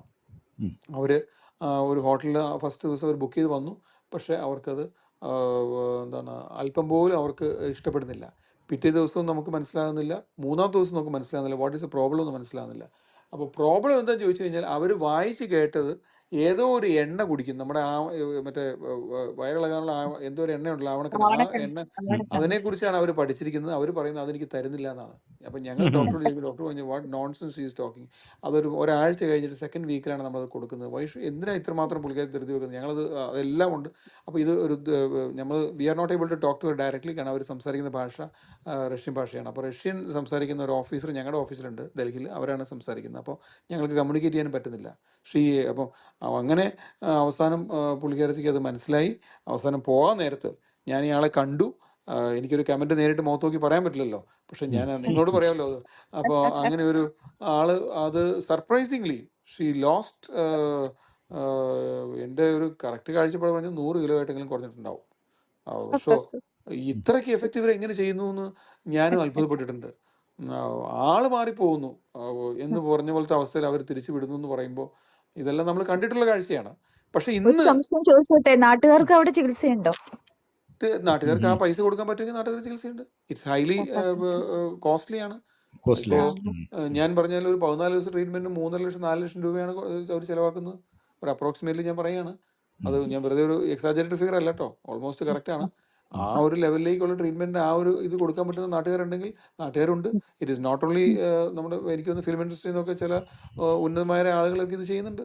അവർക്ക് പൈസ അല്ല, ഞാൻ എവിടെയോ വായിച്ചത് ഈ പല അമേരിക്ക ഉൾപ്പെടെയുള്ള രാജ്യങ്ങളിൽ ഈ ആയുർവേദ മരുന്നുകൾ കൊണ്ടുപോകാൻ പറ്റില്ലല്ലോ, സപ്ലിമെന്റ് അല്ലേ? അതെ. ഇവിടുന്ന് അത് ചില വേറെ മരുന്നിന്റെ വീട്ടില് റെസ്ട്രിക്ഷൻസ് ഉണ്ട്. അല്ല ഉം. അല്ല പ്രിസ്ക്രിപ്ഷനോട് കൂടിയിട്ട് കൊണ്ടുപോകാലോ. അതിന് പല പ്രിസ്ക്രിപ്ഷൻ റെസ്ട്രിക്ഷൻസും ഉണ്ട്, പലതും ഉം. ഉണ്ട്. സ്പൈസസ് ലെവൽ, സ്പൈസ് ഉൾപ്പെടെയുള്ള പല കാര്യത്തിലും റെസ്ട്രിക്ഷൻസ് ഉണ്ട്. അത് ഉം. കൃത്യമായി മനസ്സിലാക്കി അത് ഓൺ ഇമിഗ്രേഷൻ ലെവൽ അത് ചെക്ക് ചെയ്ത് സൈറ്റൊക്കെ എടുത്ത് വെബ്സൈറ്റൊക്കെ എടുത്ത് ചെക്ക് ചെയ്യാതെ കൊണ്ടുപോയാൽ തീർച്ചയായിട്ടും നമുക്കത് അവിടെ ഉപേക്ഷിച്ച് പോരേണ്ടി വരും. അതിന് ഉം. നിരവധി കമൻറ്റും നെഗറ്റിവിറ്റി ഞങ്ങൾക്ക് സ്ഥിരം കിട്ടാറുണ്ട്. ഇവിടുന്ന് ഞങ്ങളോട് വ്യക്തമായി പറഞ്ഞു കൊണ്ടുപോകാൻ പറ്റുമെന്ന് പറഞ്ഞു. ഞങ്ങൾ ഇത്രയും പൈസ കൊടുത്ത് മേടിച്ചു. But when we landed our country it was very unfortunate that has been completely declined and denied and um. എന്നൊക്കെ പറഞ്ഞിട്ട് വളരെ സെൻസിറ്റീവ് ആയിട്ടുള്ള മെസ്സേജ് ഞങ്ങൾക്ക് വരാറുണ്ട്. അപ്പോൾ അത് ഒന്ന് ആയുർവേദമാണ്, 2 സ്പൈസസ് ആണ്. അതുകൊണ്ട് അതിനെക്കുറിച്ച് ഓതൻറ്റിക് ആയിട്ട് നമ്മൾ പഠിക്കാതെ നമുക്ക് പറയാൻ സാധിക്കില്ല. പക്ഷേ ഇറ്റ്സ് എ ഫാക്ട്. മറ്റൊരു ചോദ്യം ചോദിക്കാനുള്ളത് ഈ ഹോം സ്റ്റേകളെ പറ്റിയിട്ടാണ്. ഈ ഹോം സ്റ്റേകള് വലിയൊരു വരുമാന മാർഗമായിരുന്നു നാട്ടുകാർക്ക്. പ്രത്യേകിച്ച് ഇപ്പോൾ നമ്മളുടെ ഈ ദ്വീപ് കൊച്ചിയിലെ എല്ലാ ദ്വീപുകളിലും ഹോം സ്റ്റേസ് ഉണ്ടായിരുന്നു. വലിയ വരുമാനം ഉപജീവന മാർഗമായിട്ട് തന്നെ പലരും അത് ഉപയോഗിച്ചിരുന്നു. പക്ഷേ ഇടക്കാലത്ത് അതിന് കുറച്ച് മോശപ്പേരൊക്കെ ഉണ്ടായി. ഇപ്പോൾ അതിന്റെ അവസ്ഥ എന്താണ്? ഹോം സ്റ്റേസ് നന്നായിട്ട് ടൂറിസ്റ്റുകൾ ഉപയോഗിക്കുന്നുണ്ടോ? നിങ്ങൾ അത് അറേഞ്ച് ചെയ്ത് കൊടുക്കാറുണ്ടോ? ഓക്കെ, ആ ഒരു സബ്ജക്റ്റ് കേരളത്തിൽ ടൂറിസം തുടങ്ങിയത് ഹോം സ്റ്റേ കൊണ്ട് മുതലാണെന്ന് ഞാൻ പറഞ്ഞായിരുന്നല്ലോ. ഉം. ഹോം സ്റ്റേ എന്ന് പറയുന്നത് വളരെ ബ്യൂട്ടിഫുൾ ആയിട്ടുള്ള കൺസെപ്റ്റാണ്. പക്ഷേ അത് ഏത് രീതിയിൽ മാറിപ്പോയെന്ന് ചോദിച്ചു കഴിഞ്ഞാൽ ആളുകൾ അത് ഹോം സ്റ്റേ എന്നുള്ളതിന് പകരം അതൊരു ബൊട്ടീക്ക് സ്റ്റേ ആക്കി മാറ്റുന്നു. എന്ന് പറഞ്ഞാൽ എനിക്കൊരു വീടുണ്ട്, ഞാൻ ഈ വീട്ടിൽ 2 മുറി ഗസ്റ്റിന് വേണ്ടി മാറ്റി വെച്ചു. ഈ ഗസ്റ്റ് ഇതേ റൂം ഇവിടെ എൻ്റെ താമസിച്ചു. അവരുടെ എല്ലാ ഡൈനിങ് സമയത്തും ബ്രേക്ക്ഫാസ്റ്റിനും ലഞ്ചിനും ഡിന്നറിനും ഞാനും അവരുടെ കൂടെ ഇരുന്ന് എൻ്റെ വീട്ടിൽ വരുന്നൊരു അതിഥിയായിട്ട് ഞാൻ അവരെ സ്വീകരിച്ച് എല്ലാ വിശേഷങ്ങളും പറഞ്ഞ് വളരെ സിമ്പിളായിട്ടുള്ള എൻ്റെ വിശേഷങ്ങൾ അവരോട് പറയുകയും ഞാൻ ഓരോ ഫുഡും എൻ്റെ വീട്ടിൽ വരുന്ന അതിഥിയെ പോലെ അവർക്ക് ഇൻട്രൊഡ്യൂസ് ചെയ്ത് കൊടുക്കുകയും ചെയ്യുന്ന ആ മനോഹര അനുഭവത്തിൽ നിന്ന് മാറിയിട്ട് ഇന്ന് ഞാൻ എന്ത് ചെയ്യും, എൻ്റെ എല്ലാ മുറിയും ഗസ്റ്റിന് കൊടുക്കും, ഞാൻ വേറെ എവിടെയെങ്കിലും പോയി താമസിക്കും. അപ്പോൾ എന്ത് സംഭവിക്കും? ഞാനെന്ന് പറഞ്ഞ കടകൂടി ഇല്ല, അതൊരു സ്റ്റേ മാത്രമായിട്ട് മാറി. അതുകൊണ്ട് എല്ലാ രീതിയിലും അതിൻ്റെ ബ്രാൻഡ് ഇടിച്ച് കളഞ്ഞു. അപ്പോൾ എന്ത് സംഭവിച്ചു എന്ന് വെച്ചാൽ ഞങ്ങൾ ഹോം സ്റ്റേ എന്ന് പറയുമ്പോൾ ആ പേര് കേട്ട് ആ കാറ്റഗറി ഗവൺമെൻറ് കൊടുത്തു എന്ന് പറഞ്ഞുകൊണ്ട് ഒരിക്കലും ഞങ്ങളത് ഹോം സ്റ്റേ ആയിട്ട് കാണുകയില്ല, അത് അംഗീകരിക്കുന്നില്ല. അതിന് പകരം വേറെവർ ഇങ്ങനെയുള്ളതായ കൺസെപ്റ്റ് വരുമ്പോൾ ഗസ്റ്റ് അവിടെ ഹോസ്റ്റ് എന്ന് പറയുന്ന ഹൗസ് ഓണറും അയാളുടെ ഫാമിലിയും അവിടെ താമസിച്ച് അവർ ഗസ്റ്റിനോട് ഇൻട്രാക്ട് ചെയ്യാൻ അവർക്ക് സമയമുണ്ടോ എന്നുള്ളതാണ്. ഇപ്പം ഇന്നിപ്പോൾ ഈ ലോകത്തിൽ ഇപ്പോൾ ആർക്കാ സമയമുള്ളത്? ഏത് ഹോം സ്റ്റേ ഓണർ ആണെങ്കിലും മൊബൈൽ നോക്കിയിരിക്കുന്ന ആളാണെങ്കിൽ പ്രശ്നമായില്ലേ? ഇപ്പോൾ ചുരുക്കി പറഞ്ഞു കഴിഞ്ഞാൽ തലേന്ന് മൊബൈൽ എടുത്തിട്ട് വേണ്ടേ സംസാരിക്കാൻ ഗസ്റ്റിന് എടുത്ത്, രാത്രിയും പകലും ഇല്ലാണ്ട് മൊബൈൽ നോക്കുന്ന ആളുകളാണ് ഇന്ന് കൂടുതലുള്ളത്. അങ്ങനെയുള്ളതായ ഒരു വീട്ടിലേക്ക് നമുക്ക് വിടാൻ പറ്റുമോ? അപ്പോൾ ആരാണ് ശരിയായി ഹോം സ്റ്റേ? ആ പറയുന്ന ഒരു യഥാർത്ഥത്തിൽ ഗസ്റ്റിന് ഹോസ്പിറ്റാലിറ്റി ആയിട്ട് ഗസ്റ്റ് വന്നാൽ സ്വന്തം വീട്ടിൽ വന്നാൽ സന്തോഷമായി അവരെ സ്വീകരിക്കാനും അവരോട് മനസ്സ് തുറന്ന് സംസാരിക്കാനും പറ്റുന്ന മനോഭാവമുള്ള വളരെ ചുരുക്കം പേര് ഇന്ന് ഉള്ളതുകൊണ്ട് അവിടെ സെലക്റ്റീവായിട്ട് ഒരു 6 7 നല്ല ഹോം സ്റ്റേസിൽ മാത്രമാണ് ഇന്ന് കൊടുക്കുന്നത്. പക്ഷെ ഒന്ന് ഞാൻ പറയാം, it's very highly selling product ആണ്. അവിടെയൊക്കെ കണ്ടിന്യൂസ്ലി ഗസ്റ്റ് പോകുന്നുണ്ട്. ഒന്നും കൂടെ എടുത്തു പറഞ്ഞാൽ ഒക്ടോബർ മുതൽ മാർച്ച് വരെ ഒരു ദിവസം പോലും മാറി നിൽക്കാൻ വയ്യാത്ത ഹോം സ്റ്റേസ് നമ്മുടെ ഇവിടെ ഉണ്ട്. അവർ പലപ്പോഴും പറയാൻ സങ്കടപ്പെടാൻ സാറേ, ഒരു മരണം വന്നാൽ പോലും പോകാൻ പറ്റുന്നില്ല. പോട്ടെ, ഒരു കല്യാണം എന്നുള്ള സാധനത്തിലൊക്കെ പോകാറേ ഇല്ല 6 മാസത്തേക്ക്. ഞങ്ങൾ അപ്പോൾ ഞങ്ങൾ പറയാം അത് പറ്റില്ല, കാരണം ഗസ്റ്റ് വന്നാൽ നിങ്ങളെയാണ് പ്രതീക്ഷിക്കുന്നത്. അതുകൊണ്ട് അങ്ങനെ പോലും പോകാൻ കല്യാണത്തിന് പറ്റില്ല. കൊണ്ടുപോകാലോ ഗസ്റ്റുകളെ. കല്യാണത്തിന് ഗസ്റ്റിനെ കൊണ്ടുപോകുന്നു അല്ല, ഞാൻ പേഴ്സണലായിട്ട് ചില പല സ്ഥലത്തേക്ക് പോകുമ്പോൾ ഇവർക്ക് പോകാൻ വയ്യാത്ത പോലെ എല്ലാ ദിവസവും ഗസ്റ്റ് വന്ന് മറിയുന്ന ഹോം സ്റ്റേസ് 6 7 എണ്ണം കേരളത്തിലുണ്ട്. അവരാണ് യഥാർത്ഥമുള്ള ഹോം സ്റ്റേ. ബാക്കിയെല്ലാം അതിൻ്റെ ഒരു ഇമിറ്റേഷൻ മോഡലാണ്. അത് നമുക്ക് ഹോം സ്റ്റേ എന്ന് വിളിക്കാൻ സാധിക്കില്ല. പക്ഷേ they got the categorization of the government as home stay. കാരണം അതിന് ടാക്സ് വ്യത്യാസമുണ്ട്. അപ്പോൾ ഒരു ഹോം സ്റ്റേ ആണത്. അതുകൊണ്ടാണ്. അല്ല, ഇത് വിദേശ രാജ്യങ്ങളിലേക്കൊക്കെ നമ്മൾ ഇവിടുന്ന് ടൂറിസ്റ്റുകളെ കൊണ്ടുപോകുമ്പോൾ ഇതേപോലെ തന്നെ ഹോം സ്റ്റേ സംവിധാനങ്ങളൊക്കെ ഉണ്ടോ അവിടെ? ആ ചോദ്യം കൊണ്ട് ആവർത്തിക്കും. വിദേശ രാജ്യങ്ങളിൽ നിന്ന് നമ്മൾ ഇവിടുന്ന് നമ്മൾ ആൾക്കാരെ കൊണ്ടുപോകുമല്ലോ വിദേശ രാജ്യങ്ങളിൽ, ഇപ്പോൾ UK അല്ലെങ്കിൽ പിന്നെ യൂറോപ്പ്. അപ്പോൾ അവിടെ ഇതേപോലെ തന്നെ ഹോം സ്റ്റേ സംവിധാനങ്ങളുണ്ടോ? ആ ഒരു കാര്യത്തിൻ്റെ പോപ്പുലാരിറ്റി കിട്ടിയില്ല. അവിടെയൊക്കെ പേയിങ് ഗസ്റ്റ് എന്നുള്ള കൺസെപ്റ്റ് മാത്രമേ ഉണ്ടാവുള്ളൂ. ഇതുപോലെ നമ്മൾ വിചാരിക്കുന്ന പോലെ ഒരു ഹോം സ്റ്റേ എന്ന് പറയുന്ന കൺസെപ്റ്റ് നമ്മുടെ കേരളത്തിൽ, ഞാൻ ഒന്നുകൂടെ പറയാം, നല്ലൊരു ബ്യൂട്ടിഫുൾ ആയിട്ടുള്ള ട്രഡീഷണൽ ഒരു കേരള ഹൗസ്. ആ വീട്ടിൽ അവിടെ പ്രായമുള്ളവരുണ്ട്. അവിടെ ഹൗസ് ഓണർ എന്ന് പറയുന്ന അവിടുത്തെ കൈൻഡ് ഓഫ് എ പേഴ്സൺ ഒരുമാതിരി ഡീസൻ്റ്ലി റിച്ച് ആയിട്ടുള്ള ഒരാളാണ്. അദ്ദേഹത്തിൻ്റെ നല്ല ഗംഭീരമായ ബെഡ്റൂം, നന്നായി ഡീസൻ്റ് ആൻഡ് ക്രിസ്റ്റൽ ക്ലിയർ ആണ് ബാത്റൂമൊക്കെ. ഉം. ഇങ്ങനെയുള്ള നല്ല സ്പേസ്. ഇനി അവിടെ താമസിക്കുമ്പോൾ ഗസ്റ്റിനെയും കൊണ്ട് ഈ home stay owner public bus പിടിച്ച് ടൗണിലേക്ക് പോകുന്നു. അവിടെ ഉം. ഇറങ്ങി ഉം. അയാൾ മേടിക്കുന്ന കറിപ്പൊടികളെല്ലാം ഇവരെ കൊണ്ട് മേടിപ്പിക്കുക. എന്നിട്ട് അതിൻ്റെ ചരിത്രം പറയുക. എന്താണ് ഉം. അയാൾക്ക് പരിചയമുള്ള ഏതെങ്കിലും ബന്ധുക്കളുടെ വീട്ടിൽ കൊണ്ടുപോവുക. അവിടെ നിന്ന് ചാമ്പയ്ക്ക പറിച്ചു കൊടുക്കുക. ഉം. അത് കഴിഞ്ഞതിന് ശേഷം എന്താണ് ഉം. ഇങ്ങനെയുള്ളതായ ഓരോ സ്ഥലത്തൂടെ നടക്കുമ്പോൾ ആ ഒരു ലെവലിലുള്ള എക്സ്ചേഞ്ച് വരുമ്പോഴാണ് അതൊരു ശരിയായ ഹോം സ്റ്റേ എന്ന് പറയപ്പെടുക. ഉം. അതല്ലാത്തതൊന്നും നമുക്കൊരു ബൊട്ടിക് സ്റ്റേ എന്ന് മാത്രമേ ഉള്ളൂ. ഇവിടെ ഹോം സ്റ്റേ എന്ന് പറയുന്നതിന് ഡെഫിനേഷൻ തന്നെ ഞാൻ ഈ പറഞ്ഞതാണ്. അതുപോലത്തെ ഒരു ഇൻവോൾവ്മെന്റ് ഹോം സ്റ്റേ ഓണറിന് കൊടുക്കാൻ പറ്റുന്ന ഒരു സംഗതിയാണ് നമ്മൾ ഹോം സ്റ്റേ എന്ന് വിളിക്കുക. ഉം. മറ്റേത് ആ പേര് പലപ്പോഴും തെറ്റിദ്ധരിക്കപ്പെടുന്നു. കാരണം ഈ പേര് കൊണ്ട് ആൾക്കാർ പലപ്പോഴും കൊടുക്കുന്ന പ്രൊഡക്റ്റ് യഥാർത്ഥ ഹോം സ്റ്റേ അല്ല. അപ്പം ആൻസർ ടു യുവർ ക്വസ്റ്റ്യൻ, വിദേശ രാജ്യങ്ങളിൽ ഇങ്ങനെ ഉണ്ടോ എന്ന് ചോദ്യത്തിന് ഉം. നമ്മുടെ കേരളത്തിൽ കൊടുക്കുന്ന ആ ഒരു ലെവലുള്ള ഹോം സ്റ്റേ അവിടെ ഇല്ല. മറിച്ച് അവിടെ ഈ പല രാജ്യങ്ങളും, ജർമ്മനി പോലത്തെ രാജ്യങ്ങളൊക്കെ ഉണ്ട് കേട്ടോ, ഇല്ല എന്നല്ല. പക്ഷേ ഉം. ഇതുപോലെ ഒരു ഇങ്ങനത്തെ ഒരു പ്രൊഡക്റ്റ് അവിടെ നമുക്ക് അങ്ങനെ ആ രീതിയിൽ ഇൻവോൾവ് ചെയ്ത് കിട്ടണമെന്നില്ല. അവിടെ ഒരു സ്റ്റേ നമുക്ക് കിട്ടും, kind of A paying stay ആയിട്ട് നമുക്ക് കിട്ടും. അതാണ് അതിൻ്റെ പോയിന്റ്. ഇവിടെ വരുന്ന ഗസ്റ്റുകൾക്ക് ചില തരത്തിലുള്ള മാനസികവും ശാരീരികവുമായിട്ടുള്ള അവർക്ക് എതിരെയുള്ള അസോൾട്ട്സ് ഒക്കെ നമ്മൾ റിപ്പോർട്ട് ചെയ്തത് കാണുന്നുണ്ട്. അങ്ങനത്തെ വിഷയങ്ങൾ വല്ലതും കൈകാര്യം ചെയ്യേണ്ടി വന്നിട്ടുണ്ടോ? അങ്ങനെ വരുന്നത് അറിയാമോ? അതെന്താ ചെയ്യുക? എങ്ങനെയാണ് അവരെ ടാക്കിൾ ചെയ്യണത്? ഈ കേസുകളൊക്കെ ഇവിടെ രജിസ്റ്റർ ചെയ്ത് കഴിഞ്ഞ് അവര് നാട്ടിലേക്ക് തിരിച്ചു പോകാൻ പറ്റാത്ത അവസ്ഥയൊക്കെ ഉണ്ടാവുമല്ലോ. അതെങ്ങനെയാണ് അങ്ങനെയുള്ളതായ നിങ്ങൾ ഒരുപാട് കൈകാര്യം? വിഷയങ്ങൾ സംഭവിച്ചിട്ടുണ്ട്. ഗസ്റ്റിന്റെ കയ്യിൽ സാറ്റലൈറ്റ് ഫോൺ വന്നിട്ടുണ്ട്. സാറ്റലൈറ്റ് ഫോൺ എന്ന് പറയുന്നത് അവർ ഉം. അൺഇൻറ്റൻഷനലി ചിലപ്പോൾ ക്യാരി ചെയ്യുന്നതായിരിക്കും. ഇവിടെ ഇന്ത്യയിൽ സാറ്റലൈറ്റ് ഫോൺ വെച്ച ഒരു ഗസ്റ്റ് എയർപോർട്ടിൽ വന്നു കഴിഞ്ഞാൽ അപ്പോഴേ പിടിച്ച് അറസ്റ്റ് ചെയ്യും. ഉം.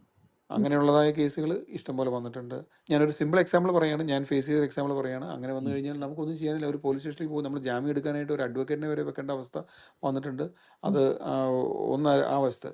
മറ്റൊരു വശത്ത് ഇപ്പോൾ നേരത്തെ മാഡം ചോദിച്ചത് അവർക്കൊരു കുറ്റവാസന അല്ലെങ്കിൽ അങ്ങനെയുള്ളതായ ക്രൈം എന്തെങ്കിലും വരും, അവരുടെ ഭാഗത്തുനിന്ന് വരും എന്നുള്ളതാണോ ഉദ്ദേശിച്ചത്? അതോ അവരുടെ മെന്റലി? ഭാഗത്തുനിന്നല്ല, അവർക്കെതിരെ, നമ്മളുടെ ഭാഗത്തുനിന്ന് അവർക്കെതിരെ വരുമ്പോ അത് വല്ലാത്തൊരു അവസ്ഥയല്ലേ? നമ്മുടെ ഒരു ഗസ്റ്റിനെ ഇവിടേക്ക് ആനയിച്ച് കൊണ്ടുവന്നിട്ട് പല സ്ത്രീകൾക്കും ഒരുപാട് പ്രശ്നങ്ങൾ കോവളത്ത് ബീച്ചിലൊക്കെ വെച്ചിട്ട് ആക്രമണം നേരിടേണ്ടി വന്ന oh yes rape yes, attempt ഉണ്ടായിട്ടുണ്ട്. അപ്പൊ അതൊക്കെ അത്തരം സംഭവങ്ങളിൽ എന്താണ് സംഭവിക്കുന്നത് പിന്നീട്? ഒരുപാട് പ്രശ്നങ്ങൾ ഇപ്പോൾ എന്താണ് ഞങ്ങളത് ഫേസ് ചെയ്തിട്ടുണ്ട്. ഒരുപാട് പ്രശ്നങ്ങൾ നമ്മൾ ഫേസ് ചെയ്ത്, ഞാൻ പറഞ്ഞത് ഒരു ഭംഗിവാക്കായിട്ട് പറഞ്ഞതല്ല, അത് സത്യമാണ്. നമ്മുടെ ഒരു ഗസ്റ്റിൻ്റെ നേരെ ഒരു സ്പൈസ് കാണിക്കുന്ന ഒരു സ്പൈസ് പ്ലാന്റേഷൻ കാണിക്കുന്ന ഒരാൾ പറയുകയാണെന്ന് വിചാരിക്കുക. ഈ സ്പൈസ് എന്താണ് കഴിച്ചു കഴിഞ്ഞാൽ നിങ്ങൾക്ക് ചില സ്പെഷ്യലായിട്ടുള്ള ഉത്തേജനം കിട്ടും എന്നൊരു വാക്ക് പറഞ്ഞു. ഞാൻ ആ വാക്ക് ഭാഷ അതേപോലെ ഉപയോഗിക്കുന്നില്ല, അങ്ങനെ ഉപയോഗിച്ചെന്ന് വിചാരിക്കുക. അത് ഒഫൻഡഡ് ആയിട്ട് എടുത്ത് കരയുന്നതായ സെൻസിറ്റിവിറ്റി ഉള്ള ഗസ്റ്റ് വരെ നമുക്ക് വരാറുണ്ട്. അപ്പം ഞാൻ പറഞ്ഞ മനസ്സിലായോ? ഒന്നും ചെയ്യണ്ട, ഒരു വാക്ക് കൊണ്ട് പോലും മുറിപ്പെടുന്ന ഒരുപാട് ഗസ്റ്റുകളുടെ ഇൻസിഡൻറ്റ് എൻ്റെ മുമ്പിൽ ഇഷ്ടം പോലെയുണ്ട്. ഇനി അടുത്ത ഘട്ടത്തിലേക്ക് ഇപ്പോൾ എന്താണ് നമ്മൾ ആയുർവേദ പോലെയുള്ളതായ വളരെ ക്ലോസിൻ്റെലി പെരുമാറേണ്ടതായ ചികിത്സാ രീതികൾ വരുമ്പോഴും വളരെ നെഗറ്റീവായിട്ടുള്ള കംപ്ലൈൻറ്റ് വന്നിട്ടുണ്ട്. ഇനി ഇതൊന്നുമില്ലെങ്കിൽ പബ്ലിക് ഏരിയയിൽ, ട്രെയിനിലോ അല്ലെങ്കിൽ ഏതെങ്കിലും ടൂറിസ്റ്റ് ഡെസ്റ്റിനേഷനിലോ പബ്ലിക്കായിട്ട് ഉള്ളതായ നോയിസൻസും പലപ്പോഴും നേരിടേണ്ടി വന്നിട്ടുണ്ട്. ഇനി ഫെസ്റ്റിവൽ, നേരത്തെ ചോദിച്ചല്ലോ, ഇഷ്ടംപോലെ ക്ലയൻറ്റ് ഫെസ്റ്റിവലിന് പോകുന്നു. ഏത് ഫെസ്റ്റിവലിൻ്റെ ക്രൗഡിനെയാണ് നമ്മുടെ ആൾക്കാർക്ക് നിയന്ത്രിക്കാൻ പറ്റുക? എന്തുമാത്രം ക്രൗഡഡ് ആയിരിക്കും ആ സിറ്റുവേഷൻ. ആ ക്രൗഡ് സിറ്റുവേഷൻ ആരെങ്കിലും മദ്യപിച്ച് വന്നിട്ട് എന്തെങ്കിലും ചെയ്തു കഴിഞ്ഞാൽ എന്ത് ചെയ്യും? അപ്പോൾ ഇതെല്ലാം മുൻകൂട്ടി കണ്ടിട്ടാണ് ഞങ്ങളെപ്പോലത്തെ കമ്പനികൾ അവരെ വിടുന്നത്. വളരെയധികം ഞങ്ങൾ പ്രൊട്ടക്ഷൻ ഒരുക്കാറുണ്ട്, പോലീസ് ലെവലിലും അതുപോലെ അവരുടെ കൂടെ കൂടുതൽ മാൻ പവറും ഒക്കെ വിനിയോഗിച്ചിട്ടാണ് പലപ്പോഴും നമ്മൾ അതിന് അങ്ങനെ വിടാറ്. പക്ഷേ ആൻസർ ടു യുവർ ക്വസ്റ്റ്യൻ, ഏതെങ്കിലും ക്ലയൻറ്റിന് ഈവൻ ഒരു ഇപ്പോൾ എന്താണ് ഒരു ക്ലയൻറ്റ് എൻ്റെ റൂമിൽ ഹോട്ടലിൽ നിന്ന് ഒരാൾ റൂമിൻ്റെ കീ എടുത്തിട്ട് മാറി കയറി ഒരു ക്ലയൻറ്റിൻ്റെ മുറിയിലേക്ക് കയറി കഴിഞ്ഞാൽ എങ്ങനെ ഉണ്ടാവും? ഞാൻ പറയാണ്, ഒരു എക്സാമ്പിൾ പറയാണ്. അൺഇൻറ്റൻഷനലി ആണോ ഇൻറ്റൻഷനലി ആണോ നമുക്കറിയില്ല. സിറ്റുവേഷൻ ഇമാജിൻ ചെയ്ത് നോക്കുക. ഒരു ഫോറിൻ ഗസ്റ്റ് റൂമിൽ താമസിക്കുന്നു. രാത്രി 11 മണിയായപ്പോൾ ഒരാൾ ഇത് തുറന്ന് നേരെ റൂമിലേക്ക് കയറുന്നു. ഗസ്റ്റ് ഷോക്കായി എഴുന്നേറ്റ ഗസ്റ്റിൻ്റെ മാനസികാവസ്ഥ എന്താണെന്ന് ആലോചിച്ചിട്ടുണ്ടോ? അപ്പോൾ ഉം. അത് ഇൻറ്റൻഷനാണ് അൺഇൻറ്റൻഷനാണെന്നൊക്കെ അവിടെ നിൽക്കട്ടെ, പക്ഷേ അതൊരു വലിയ ക്രൈമല്ലേ. അപ്പോൾ ഇങ്ങനെയുള്ളതായ ഏത് സംഗതി വന്നാലും ഞങ്ങളെ പോലത്തെ കമ്പനിയെ സംബന്ധിച്ച് നമുക്ക് ഒരുപാട് സ്റ്റെപ്സ് അതിനുണ്ട്. നമുക്ക് പോഷ് എന്ന് പറയുന്ന prevention of sexual harassment in work place എന്ന് പറയുന്ന അത്ര വലിയ ആക്ഷൻസ് നമ്മുടെ കമ്പനികളിൽ എക്സിസ്റ്റ് ആണ്. അതുകൊണ്ട് തന്നെ നമുക്ക് ഫസ്റ്റ് ഇൻവെസ്റ്റിഗേഷൻ ഓഫീസേഴ്സ് ഉണ്ട്, സെക്കൻഡ് ഇൻവെസ്റ്റിഗേഷൻ ഓഫീസേഴ്സ് ഉണ്ട്. അത് ചിലപ്പോൾ ലേഡീസ് ആയിരിക്കും അതിൻ്റെ ചെയറിലിരിക്കുന്നത്. അവർക്ക് ഇൻഫർമേഷൻ പോകും, അവർ ആക്ഷൻ എടുക്കും, അവർ സംസാരിക്കുന്നത് ക്ലയൻറ്റിനോട് സംസാരിക്കും. അതിനുശേഷം ഇങ്ങനത്തെ ഒരു ഇൻസിഡൻറ്റ് റിപ്പോർട്ട് ചെയ്യപ്പെട്ടിട്ടുണ്ടെങ്കിൽ അതിൻ്റെ കണ്ടിന്യൂസ് ആയിട്ട് ഒരുപാട് സീരീസ് ഓഫ് പോയിന്റ്സ് ഉണ്ട്. പോലീസ് സ്റ്റേഷനിലേക്ക് ഗസ്റ്റിന് ഹെൽപ്പ് കൊടുക്കും, അവർക്ക് വേണമെങ്കിൽ പോലീസ് സ്റ്റേഷനിൽ പരാതി കൊടുക്കും. അങ്ങനെ എല്ലാ രീതിയിലും നമ്മൾ അതിന് സ്റ്റെപ്പ് എടുക്കും. അത് ഗസ്റ്റിൻ്റെ ഇതുപോലെ ഇരിക്കും അത്, ആൻഡ് ഇൻസിഡൻറ്റിൻ്റെ സീവിയറിറ്റി പോലെ ഇരിക്കും. അത് എത്രത്തോളം ഇൻറ്റൻസ് ആണ്, എത്രത്തോളം അത് നെഗറ്റീവായിട്ടാണ് അവരെടുത്തിരിക്കുന്നതെന്നും നമ്മൾ മനസ്സിലാക്കിയതിന് ശേഷം വി വിൽ ഈവൺ എ സൈക്കാട്രിസ്റ്റിൻ്റെ ഹെൽപ്പ് പോലും നമ്മൾ പല രംഗത്തും എടുത്തിട്ടുണ്ട്. അപ്പോൾ ഞാൻ ഈ പറഞ്ഞത് മനസ്സിലാവുമല്ലോ, അത്രമാത്രം ഗസ്റ്റ് മെൻ്റലി ഹാരാസ്ഡ് ആയിട്ടുള്ള സിറ്റുവേഷനിലാണ് സൈക്കാട്രിസ്റ്റിൻ്റെ ഹെൽപ്പ് നമ്മൾ എടുത്തിരിക്കുന്നത്. അപ്പോൾ ഇതെല്ലാം നമ്മൾ ഫേസ് ചെയ്യുന്നതായ വിഷയങ്ങളാണ്. പക്ഷേ there is A plan, there is A clear cut plan. തിരിച്ചുപോയി സന്തോഷം അറിയിച്ച ഒരുപാട് ഗസ്റ്റുകൾ ഉണ്ടാവില്ലേ? തിരിച്ചുപോയി സന്തോഷം അറിയിക്കുക മാത്രമല്ല, 12ാമത്തെ തവണയും ട്രാവൽ ചെയ്യുന്ന ഗസ്റ്റ് കഴിഞ്ഞ മാസം വന്നിരുന്നു. അവർക്കിവിടെ അതേ പ്രോഗ്രാം തന്നെ, അതേ ആൾക്കാരായിട്ട്, അതേ ഡ്രൈവറെ തന്നെ വേണമെന്ന് പറയുന്ന, അതേ രീതിയിൽ വേണമെന്ന് പറയുന്ന അനേകം ഗസ്റ്റുകളുണ്ട്. 35ാമത്തെ തവണ വന്ന ഗസ്റ്റും ഉണ്ട്. ഒരേ മുറിയിൽ ഒരേ ഹോട്ടലിൽ താമസിക്കാൻ താല്പര്യമുള്ള ഗസ്റ്റുകളുണ്ട്. നമ്മുടെ ആ ഒരു രീതിയിലുള്ള സ്നേഹവും ഒക്കെ അവരെ വല്ലാതെ സ്വാധീനിക്കുന്ന ഒരുപാട് ഇൻസിഡൻ്റ് ഉണ്ട്.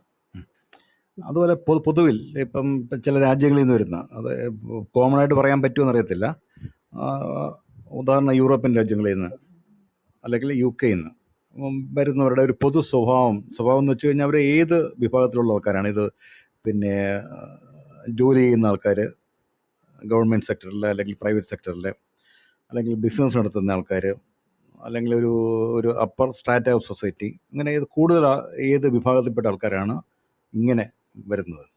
കേരളത്തിലേക്കുള്ള ക്ലയൻറ്റ് അല്ലെങ്കിൽ ഇന്ത്യയിലേക്കുള്ള ഒരു ക്ലയൻറ്റേൽ മിക്കവാറും ഇപ്പോൾ നമ്മുടെ കേരളം, പ്രത്യേകിച്ച് കേരളം ഇൻ പർട്ടിക്കുലർലി നോക്കുകയാണെങ്കിൽ ഒരു 60 എബോവ് ആയിട്ടുള്ള ക്ലയൻറ്റാണ് കൂടുതൽ നമുക്ക് വരുന്നത്. അതിൻ്റെ കാരണം കേരളം അറിയപ്പെടുന്നത് ഒരു നേച്ചർ കൾച്ചറൽ ഡെസ്റ്റിനേഷൻ ആയിട്ടാണ്.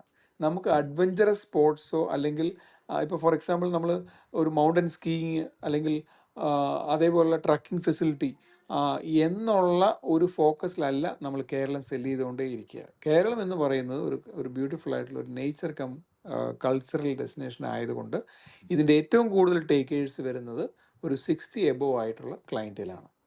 അപ്പോൾ അവരെ സംബന്ധിച്ച് ആ തലമുറ ഏറ്റവും കൂടുതൽ ഒരു ഹ്യൂമൻ ഇൻട്രാക്ഷൻ ആഗ്രഹിക്കുന്ന ഒരു തലമുറയാണ്. അവർ ഇവിടെ വരുമ്പോൾ അവരെ സംബന്ധിച്ച് ഒരു നല്ലൊരു സ്മൈൽ പോലും അവർക്ക് വർത്താണ്.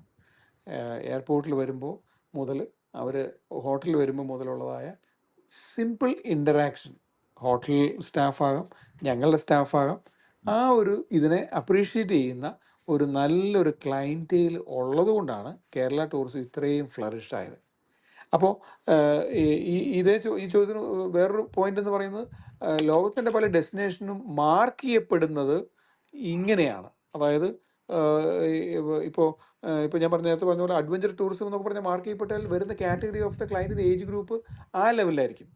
കുറച്ചുകൂടി യങ് ആയിട്ടുള്ള ഗ്രൂപ്പായിരിക്കും വരുന്നത്, ചിലപ്പോൾ സൈക്ലിംഗ് ഗ്രൂപ്പായിരിക്കും വരുന്നത്. അപ്പോൾ കേരളം മാർക്ക് ചെയ്യപ്പെടുന്നത് വളരെ കൃത്യമാണ്, നേച്ചർ കൾച്ചറൽ ഡെസ്റ്റിനേഷൻ ആയതുകൊണ്ട് നമ്മുടെ ടേക്കേഴ്സ് ഈ രീതിയിലുള്ള ഒരു ക്ലയൻറ്റേലാണ്. അത് 60+ കാറ്റഗറിയിലെ എല്ലാ സൊസൈറ്റിയിലെ എല്ലാ ഗ്രൂപ്പിൽപ്പെട്ട ആൾക്കാരും ഉണ്ടാകും. ഞാൻ ഈ പറഞ്ഞ അതെ, എല്ലാ ഗ്രൂപ്പിൽപ്പെട്ട ആൾക്കാർ വരാറുണ്ട്. 1500 രൂപ മാത്രമേ അക്കോമഡേഷൻ ഞങ്ങൾ സ്പെൻഡ് ചെയ്യുള്ളൂ എന്ന് പറയുന്ന ക്ലയൻറ്റ് മുതൽ 45,000 മുതൽ 1 ലക്ഷം രൂപ വരെ ഒരു നൈറ്റിന് താമസിക്കാം എന്ന് പറയുന്ന ക്ലയൻറ്റും നമുക്ക് വരാറുണ്ട്. ഈ 1500 രൂപ തരാമെന്ന് പറയുന്ന ക്ലയൻറ്റ് തീരെ ഫിനാൻഷ്യലി വീക്കാണ് എന്നതിന് അർത്ഥമില്ല. കൾച്ചർ അങ്ങനെ ആയിരിക്കും ചിലപ്പോൾ. ഞാനൊരു ടിപ്പിക്കൽ എക്സാമ്പിളാണ് നെതർലാൻഡിൽ നിന്ന് വരുന്ന ക്ലയൻറ്റേൽ. അവരെ സംബന്ധിച്ച് അവർ പറയും ഞങ്ങൾക്ക് 2000 രൂപ താഴെയുള്ള അക്കോമഡേഷൻ മതി നിങ്ങൾ എന്ന് പറയും. പക്ഷേ ഒരിക്കലും ഒരു ക്ലയൻറ്റ് ചോദിച്ചു, can I get a helicopter to go to Trivandrum എന്ന് ചോദിച്ചു. അപ്പോൾ ഞങ്ങൾ ഒന്ന് ഞെട്ടി. ആ ക്ലയൻറ്റ് താമസിക്കുന്ന 1500 രൂപയുടെ റൂമിലാണ്. അപ്പോൾ പറഞ്ഞു ഹെലികോപ്റ്ററിന് ഏതാണ്ട് 3.5 ലക്ഷം രൂപ ഹെലികോപ്റ്ററിന് ഹയർ ചെയ്യാനാവും. Is it okay? അത് കുഴപ്പമില്ല എന്ന് പറയുന്ന ഒരു അവസ്ഥയിലേക്ക് ക്ലയൻറ്റ് പറഞ്ഞപ്പോഴാണ് നമുക്ക് മനസ്സിലായത് ഇത് പൈസ ഇല്ലാത്തതുകൊണ്ടല്ല ഈ 1000-2000 അവരുടെ അവരുടെ ഒരു കൾച്ചർ അങ്ങനെയാണ് അവർ ഡെവലപ്പ് ചെയ്ത് വെച്ചിരിക്കുന്നത്. Accommodation they will not pay. But if you say there is a beautiful program experience ചെയ്യാനായിട്ട് 2000 അല്ല 5000 രൂപ കൊടുക്കണമെന്ന് പറഞ്ഞാൽ they are okay to pay. ഇതാണ് അതിൻ്റെ ഒരു പിക്ചർ അതാണ്. അപ്പോൾ ബാക്ക് പാക്കേഴ്സ് എന്ന് പറയുന്ന ഒരു വിഭാഗമുണ്ട്. ബാഗും പാക്ക് ചെയ്ത് വരുന്നു, വളരെ ചീപ്പായിട്ട് അക്കോമഡേഷൻ താമസിക്കുന്നു, നാളുകളോളം താമസിക്കുന്നു. അവർ 6 മാസം അവിടെ പണിയെടുക്കുന്നു. അത് കാർപ്പൻ്റർ ആയിരിക്കാം, വേറെ എന്ത് പണിയായിരിക്കും. അവരിവിടെ വന്ന് ഇവിടെ ബാക്കി 6 മാസവും ഈ ഡെസ്റ്റിനേഷനിൽ താമസിക്കും എന്ന് പറയുന്ന ആ കാറ്റഗറി ക്ലയൻ്റ് ഉണ്ട്. അവർക്കൊരു ഏജൻറ്റിനെ ആവശ്യമില്ല, അവർ തന്നെത്താനെ വരും. പക്ഷേ നമ്മളിവഴി വരുന്ന ക്ലയൻറ്റിൻ്റെ എക്സ്പെക്റ്റേഷൻ ഡിഫറെൻ്റ് ആണ്. അവർ വളരെ ഡിഫറെൻ്റ് എക്സ്പെക്റ്റേഷനോട് വരുന്ന ക്ലയൻ്റാണ്. അത് അവർക്ക് ഹോൾഡ് ഒരു ഡ്രീമാണ്. അവർ 1 വർഷം മുമ്പ് അല്ലെങ്കിൽ 6 മാസം മുമ്പ് ഇഷ്ടംപോലെ ബുക്കിംഗ് ഈ 2026 അവസാനത്തെ ക്വാർട്ടറിലേക്കും 27ലേക്കും വന്നുകൊണ്ടേയിരിക്കുന്നു. അപ്പോൾ ആ ഒരു ക്ലയൻറ്റേലാണ് നമ്മളെ പോലത്തെ വരുന്ന ക്ലയൻറ്റ്. ഒരു ചോദ്യം ചോദിച്ചോട്ടെ? അത് നമ്മളുടെ സൊസൈറ്റിയോട് ഇപ്പോ ഈ ട്രാവൽ ഓപ്പറേഷൻസ് ഒക്കെ മാനേജ് ചെയ്യുന്നു, പുറത്തുനിന്ന് ഒരുപാട് അതിഥികളെ സ്വീകരിക്കുന്നു, പിന്നെ അവര് തിരിച്ചു പോയിട്ട് ഇവിടേക്ക് വരാൻ ആഗ്രഹിക്കുന്ന കുറച്ചു പേരെങ്കിലും ഉണ്ട്. എങ്കിൽ പോലും നമ്മളുടെ സൊസൈറ്റി ഒരുപാട് മാറേണ്ടതില്ലേ? നമ്മൾ ഒരുക്കുന്ന സൗകര്യങ്ങൾ അപര്യാപ്തമാണെന്ന് പലപ്പോഴും പരാതികൾ നമ്മൾ കേൾക്കുന്നുണ്ട്. അവിടെ എന്തൊക്കെ തരത്തിലുള്ള മാറ്റങ്ങളാണ് കൊണ്ടുവരേണ്ടത്? നമ്മളുടെ ഈ കഴിഞ്ഞൊരു എക്സ്പീരിയൻസ് ഒക്കെ വേണമെന്ന് ആഗ്രഹിക്കുന്നവർക്ക് കുശിനിക്കാരോട് നമുക്ക് എന്താ പറയാനുള്ളത്? എവിടെ എന്തൊക്കെ മാറ്റങ്ങൾ കൊണ്ടുവരണം എന്നാണ് റോബിന്റെ അഭിപ്രായം? അല്ല, ഇതിനകത്ത് ഇത്രേ ഉള്ളൂ. നമ്മളെ സംബന്ധിച്ച് ഇൻ ജനറൽ നമ്മൾ ഇന്ത്യ എന്ന് പറഞ്ഞ ഡെസ്റ്റിനേഷനും കേരളം വെച്ച് നോക്കുമ്പോൾ കേരളം ഇൻ ജനറൽ ഹൈജീനിക് ആണ് എന്നൊരു പൊതുവേ ഉള്ള ഒരു ഇംപ്രഷൻ നമുക്ക് ക്രിയേറ്റ് ചെയ്യാൻ പറ്റിയിട്ടുണ്ട്. ഒരുപാട് സ്ഥലങ്ങളിൽ മാലിന്യത്തിൻ്റെ പ്രശ്നങ്ങൾ ഇഷ്ടം പോലെ ഉണ്ട് എങ്കിൽ തന്നെയും when you compare with major destinations of India, ഞാൻ പറഞ്ഞത് ഡൽഹി, ആഗ്ര, ജയ്പൂർ എന്ന് പറയുന്ന വാരാണസി പോലത്തെ ഡെസ്റ്റിനേഷൻസ് ഒക്കെ ആയിട്ട് കമ്പയർ ചെയ്യുമ്പോൾ നമ്മുടെ കേരളത്തിൽ വലിയൊരു വ്യത്യസ്തമായ ഒരു ഹൈജീൻ കൾച്ചർ ഇവിടെ ആളുകളുടെ ഇടയിലുണ്ട്. അതൊരു സത്യമാണ്. പക്ഷേ ഇന്ന് ഏറ്റവും വലിയ പ്രശ്നം എന്താണ് എന്ന് ചോദിച്ചു കഴിഞ്ഞാൽ വെരി സിമ്പിൾ ആൻസർ, ഈ garbage is the biggest issue. എവിടെയാണ് ഇത് മര്യാദയ്ക്ക് ഡിസ്പോസ് ചെയ്യേണ്ടത് എന്ന് അറിയാത്തൊരു വലിയൊരു സമൂഹം നമ്മുടെ മുമ്പിലുണ്ട്. ആ സമൂഹം ഇപ്പം നമ്മൾ കുപ്പിയുടെ രൂപത്തിൽ കോർപ്പറേഷൻ ഈ അടുത്ത കാലത്താണ് വേസ്റ്റ് ബിൻ കളക്ഷൻ വെച്ച് തുടങ്ങിയത് അല്ലേ? അതിന് നല്ലൊരു റിസൾട്ട് വന്നിരുന്നു. പക്ഷെ അതേ കുപ്പിക്കകത്ത് വീട്ടിലുള്ള എല്ലാ വേസ്റ്റും എടുത്ത് രാത്രിയാകുമ്പോൾ കുത്തിക്കയറുന്ന ഒരു വലിയ സൊസൈറ്റി നമ്മുടെ ഇപ്പോഴും ഉണ്ട്. വലിയൊരു സമൂഹം അങ്ങനെ ചെയ്യുന്നുണ്ട്. അത് ഡിസ്പോസ് ചെയ്യാത്ത ഉത്തരവാദിത്തപ്പെട്ടവരും ഉണ്ട്. അതെ, അത് നമ്മൾ ഷോക്കിംഗ് ആക്കുന്ന വലിയൊരു സത്യമല്ലേ? ഞാൻ ഈ അടുത്ത ദിവസം എന്നല്ല, അടുത്ത കാലത്ത് എനിക്ക് തോന്നുന്നൊരു കുറച്ച് നാൾ മുമ്പ്, ഒരു 8 മാസം മുമ്പാന്ന് തോന്നുന്നു, ഞാൻ ഒരിക്കലും കാറിൽ ഞാൻ എൻ്റെ തൊട്ട് മുകളിലുള്ള സ്ഥലത്തേക്ക് ഞാനിങ്ങനെ കയറി പോകുമ്പോൾ ഒരാൾ നന്നായി ഡ്രസ്സ് ചെയ്ത ഒരാളിങ്ങനെ നടന്നു വരുന്നു. ഒരു പാക്കറ്റ് കയ്യിലുണ്ട്. അദ്ദേഹത്തിൻ്റെ കയ്യിൽ നിന്ന് ആ പാക്കറ്റ് അദ്ദേഹം അപ്പോൾ തന്നെ ഞാൻ കാണുന്നത് അദ്ദേഹം താഴെ ആ പാക്കറ്റ് വെക്കുകയാണ്. എന്നിട്ട് വീണ്ടും നടന്നു പോകുന്നു.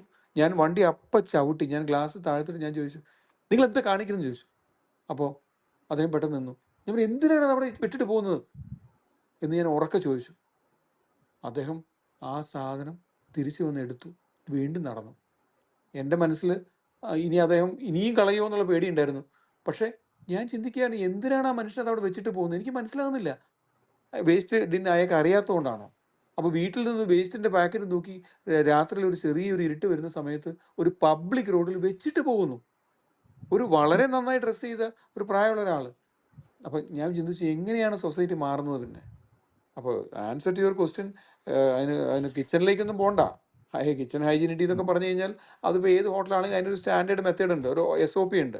ആ SOP പ്രകാരം ഓപ്പറേറ്റ് ചെയ്യാൻ പറ്റുള്ളൂ 5 സ്റ്റാർ ഹോട്ടലൊക്കെ വരും. അപ്പോൾ നമ്മൾ അതിനകത്തൊക്കെ ലൂപ്പ് ഹോൾ ഉണ്ട്, ഇല്ല എന്നല്ല പറയുന്നത്, ഇഷ്ടംപോലെ ലൂപ്പ് ഹോൾ ഉണ്ട്. പക്ഷേ നമ്മൾ അതിലേക്കൊന്നും കിടക്കാൻ, കാരണം അതൊരു വലിയ സബ്ജക്റ്റാണ്. പക്ഷേ ഞാൻ ജനറലി ഞാൻ പറയുകയാണ്, നമുക്ക് one of the biggest issue garbage തന്നെയാണ്. ഇന്നും അറിയാൻ പാടില്ല എങ്ങനെയാണ് ഇത് ഡിസ്പോസ് ചെയ്യുന്നത്, എവിടെയാണ് ഡിസ്പോസ് ചെയ്യുന്നത്. ഇന്നും നമ്മൾ കുടുംബശ്രീയുടെ ലേഡീസ് വന്ന് കളക്ട് ചെയ്യുന്ന അതിൽ പോകുന്നതായ ഒരു വലിയൊരു ഇല്ലെന്നല്ല, നന്നായി കളക്ട് ചെയ്ത് പോകുന്നുണ്ട്. പക്ഷേ അവർക്കും അറിഞ്ഞുകൂടാ, ഇത് കെട്ടിവെച്ച ചാക്ക് ഫൈനലി ഡിസ്പോസ് ചെയ്യുന്നത് എവിടെയാണെന്ന് അവർക്കും അറിഞ്ഞുകൂടാ. ഇപ്പോൾ തൃക്കാക്കര മുനിസിപ്പാലിറ്റി ഇറ്റ്സ് ഓക്കെ, പക്ഷേ ടൂറിസ്റ്റ് ഡെസ്റ്റിനേഷനിലൊന്നും അത് പ്രാവർത്തികമാക്കുന്നില്ല എന്നുള്ളത് വളരെ ദുഃഖസത്യമാണ്. ഇത് ഈവൻ കൂട്ടി വെച്ച് മാസങ്ങളോളം അവിടെ കൂട്ടി വെക്കും. അവസാനം വീണ്ടും പട്ടിയും കാക്കയും വന്നത് വീണ്ടും താഴെ ഇടും, വീണ്ടും അത് വെള്ളത്തിലൊഴുകും. ഇങ്ങനെയുള്ളതായ അനേകം പ്രശ്നങ്ങൾ നമ്മുടെ നാട്ടിൽ ഉണ്ട് എന്നുള്ളത് ദുഃഖസത്യം ഇന്നും ഉണ്ട്. 27 വർഷം മുമ്പ് ശ്രീ റോബിൻ രാജ് ഈ ഒരു ഇൻഡസ്ട്രിയിലേക്ക് എത്തുന്ന സമയത്ത് ഇതുപോലെ ഗാർബേജ് പൈൽസ് കാണാറുണ്ടോ? അന്നും ഒന്നും സെയിം കാഴ്ച തന്നെയാണെന്നാണ് എനിക്ക് തോന്നുന്നത്. പ്രത്യേകിച്ച് ഞാൻ പഠിക്കുന്ന കാലത്തിലൊക്കെയും ഇതൊക്കെ നമ്മൾ അന്ന് വാസ്തവത്തിൽ എനിക്കൊരു കുപ്പി, പ്ലാസ്റ്റിക്കിൻ്റെ കുപ്പി പുറത്തേക്ക് എറിഞ്ഞ് കളയാൻ എനിക്കൊരു മടി ഉണ്ടായിരുന്നില്ല. എന്നെ സംബന്ധിച്ച് പബ്ലിക് സ്ഥലത്ത് തുപ്പാൻ എനിക്കൊരു ബുദ്ധിമുട്ടും ഉണ്ടായിരുന്നില്ല. എന്നെ സംബന്ധിച്ച് ഇങ്ങനെയുള്ള കാര്യങ്ങളൊന്നും, വെള്ളം വേസ്റ്റ് ചെയ്യുന്ന കാര്യത്തിലൊന്നും എനിക്കൊരു മടി ഉണ്ടായിരുന്നില്ല. ഞാൻ എന്താണ്, ഇപ്പോൾ ഏതെങ്കിലും ഒരു സ്ഥലത്ത് ഒരു പൈപ്പിൻ്റെ ഒരു ചെറിയ ഒരു സംഗതി വെള്ളം പോകുന്ന കണ്ടാൽ ഞാനത് മൈൻഡ് ചെയ്യില്ലായിരുന്നു.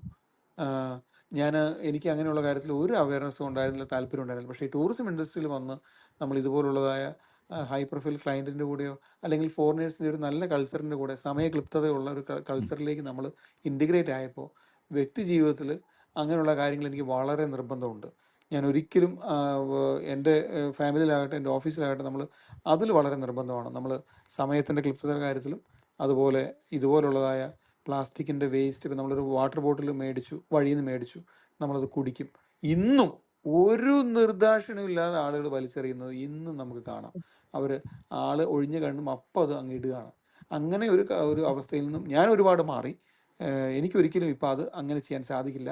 ആരെങ്കിലും അങ്ങനെ ചെയ്യുന്നത് കണ്ടാൽ ചിലപ്പോൾ ഒരു ഞാനൊരു വാക്ക് പറഞ്ഞു നിന്നിരിക്കും അവിടെ. അനേകം ടൂറിസ്റ്റുകൾ, നമ്മുടെ ലോക്കൽ ആൾക്കാർ പല സ്ഥലങ്ങളിലും നിർത്തി ഭക്ഷണം കഴിക്കുന്നത് കാണുമ്പോൾ ഞാൻ ഒരിപ്പോഴും ആലോചിക്കാറുണ്ട് ഒരു വാക്ക് അവരോട് സ്നേഹത്തോടെ, നിങ്ങൾ ചെയ്യുന്നത് നല്ലത്, നിങ്ങൾ ഭക്ഷണം കഴിക്കുന്നുണ്ടല്ലോ, അതിനുശേഷം നിങ്ങൾ ദയവ് ചെയ്ത് ഈ വേസ്റ്റ് എല്ലാം നിങ്ങൾ തന്നെ ഡിസ്പോസ് ചെയ്ത് നിങ്ങളുടെ വണ്ടിയിൽ അത് എടുക്കണം, ഇവിടെ ഇട്ടിട്ട് പോകല്ലേ എന്ന് സ്നേഹത്തോടെ പറയണമെന്ന് പലപ്പോഴും ആലോചിക്കാറുണ്ട്. പക്ഷേ വണ്ടി നിർത്തി ഇറങ്ങണമെന്ന് വിചാരിച്ച് ചിലപ്പോൾ അത് പറയാറുമില്ല. അപ്പോൾ ഇതൊക്കെ നമ്മുടെ ഉള്ളിൽ വരുന്ന ഒരു മാറ്റമാണ്, ഈ ടൂറിസം കൊണ്ട് വന്നൊരു മാറ്റമാണ്. ഓക്കെ, അങ്ങനെ നമ്മൾ ദീർഘനേരം സംസാരിച്ചു. 1 മണിക്കൂറും എത്ര മിനിറ്റായി? 10 മിനിറ്റായി. ഇനി താങ്കളുമായിട്ട് ഇങ്ങനെ വളരെ രസകരമായ, ഒത്തിരി അറിയാൻ വയ്യാത്ത, ഇതിൽ അറിഞ്ഞിട്ടില്ലാത്ത ഒട്ടേറെ കാര്യങ്ങൾ താങ്കൾ പറഞ്ഞു അല്ലേ ഹേമ? അതെ.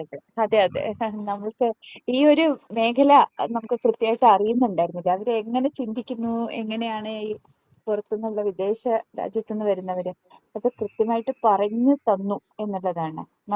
നമ്മള് മാറണം. ഞാൻ ചോദിച്ച ചോദ്യത്തില് സർക്കാരിനോട് എന്തെങ്കിലും പറയാനുണ്ടോ എന്നുള്ളതും കൂടി ഉൾപ്പെടുത്തിയിട്ടുണ്ടായിരുന്നു. കാരണം ഇവിടെ മാറ്റം നമ്മളൊരു ഈ സംസ്ഥാനത്തിനെ നമ്മൾ പ്രൊമോട്ട് ചെയ്യാൻ ശ്രമിക്കുകയാണല്ലോ. ഇപ്പൊ മറ്റ് സംസ്ഥാനങ്ങളൊക്കെ ചെയ്യുന്നത് പോലെ കേരളത്തിനെ ഈ ഒരു ടൂറിസം മാപ്പിൽ മുകളിലേക്ക് കൊണ്ടുവരണമെങ്കിൽ നമ്മൾ എന്തൊക്കെ തരത്തിൽ മാറണം? സൊസൈറ്റി തീർച്ചയായിട്ടും മാറണം. ജനങ്ങളുടെ ഇപ്പോ പറഞ്ഞില്ലേ, ഒരു നോട്ടം കൊണ്ട് പോലും അവരെ സന്തോഷിപ്പിക്കാൻ നമുക്ക് പറ്റും.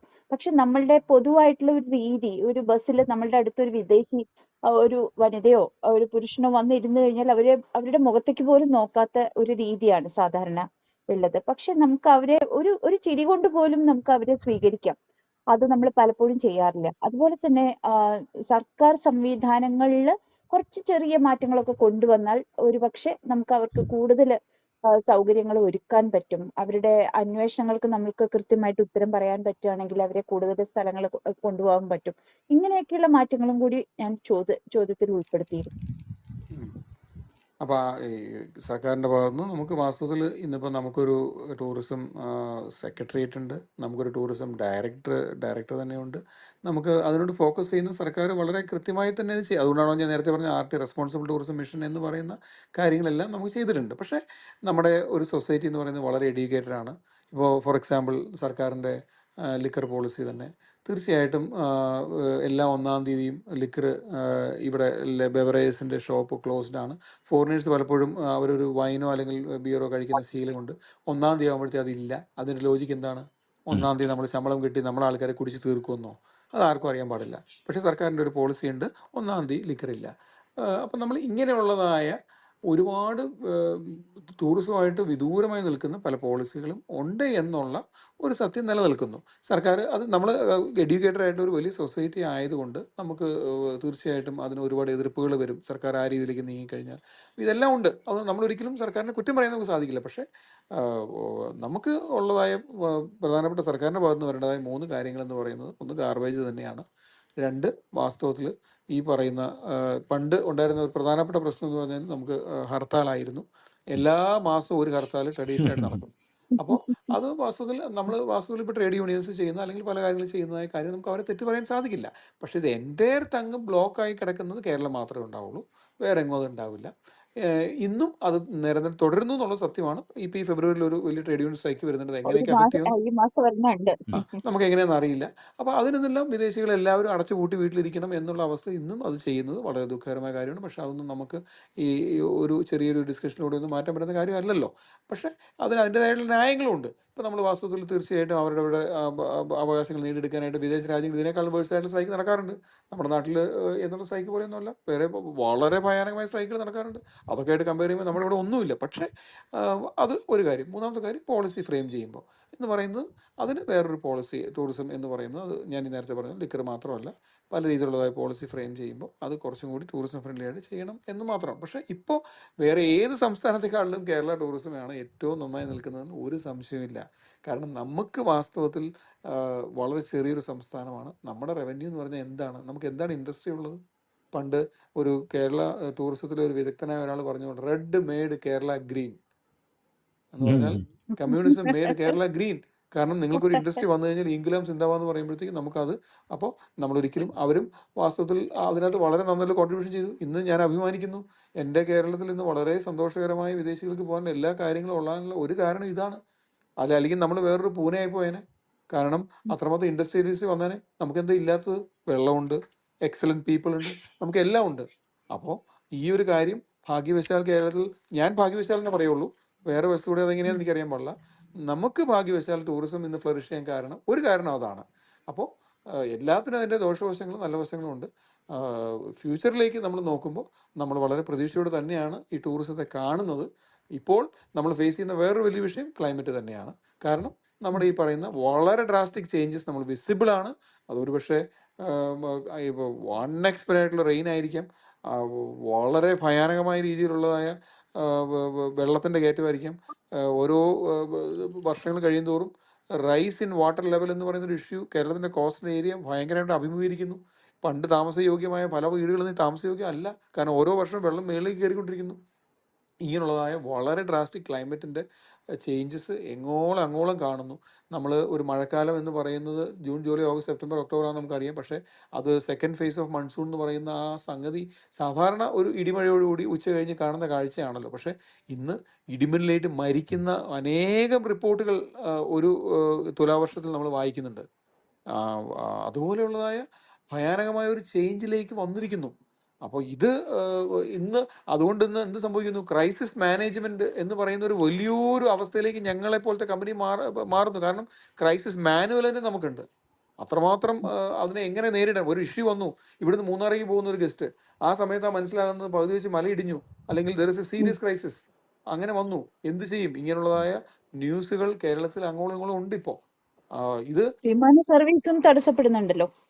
എന്തോ വിമാന സർവീസുകൾ വിമാന സർവീസ് തടസ്സപ്പെടുന്ന തടസ്സപ്പെടുന്നു ഉൾപ്പെടെയുള്ള കാര്യങ്ങൾ, അത് പിന്നെ വിമാന സർവീസ് തടസ്സപ്പെടുന്നു എന്ന് പറയുന്ന കാര്യങ്ങൾ ഉൾപ്പെടെ ഞാൻ പറയുന്നത് ഇന്ന് ക്രൈസിസ് എന്ന് പറയുന്നത് ഇൻ ടേംസ് ഓഫ് ദ ക്ലൈമറ്റിന്റെ രൂപത്തിൽ നമുക്ക് വരുന്നത് വളരെ പ്രകടമാണ്. അപ്പോൾ ഇതെല്ലാം വെച്ച് നോക്കുമ്പോൾ നമുക്ക് പല ചലഞ്ചസ് നമുക്കുണ്ട്.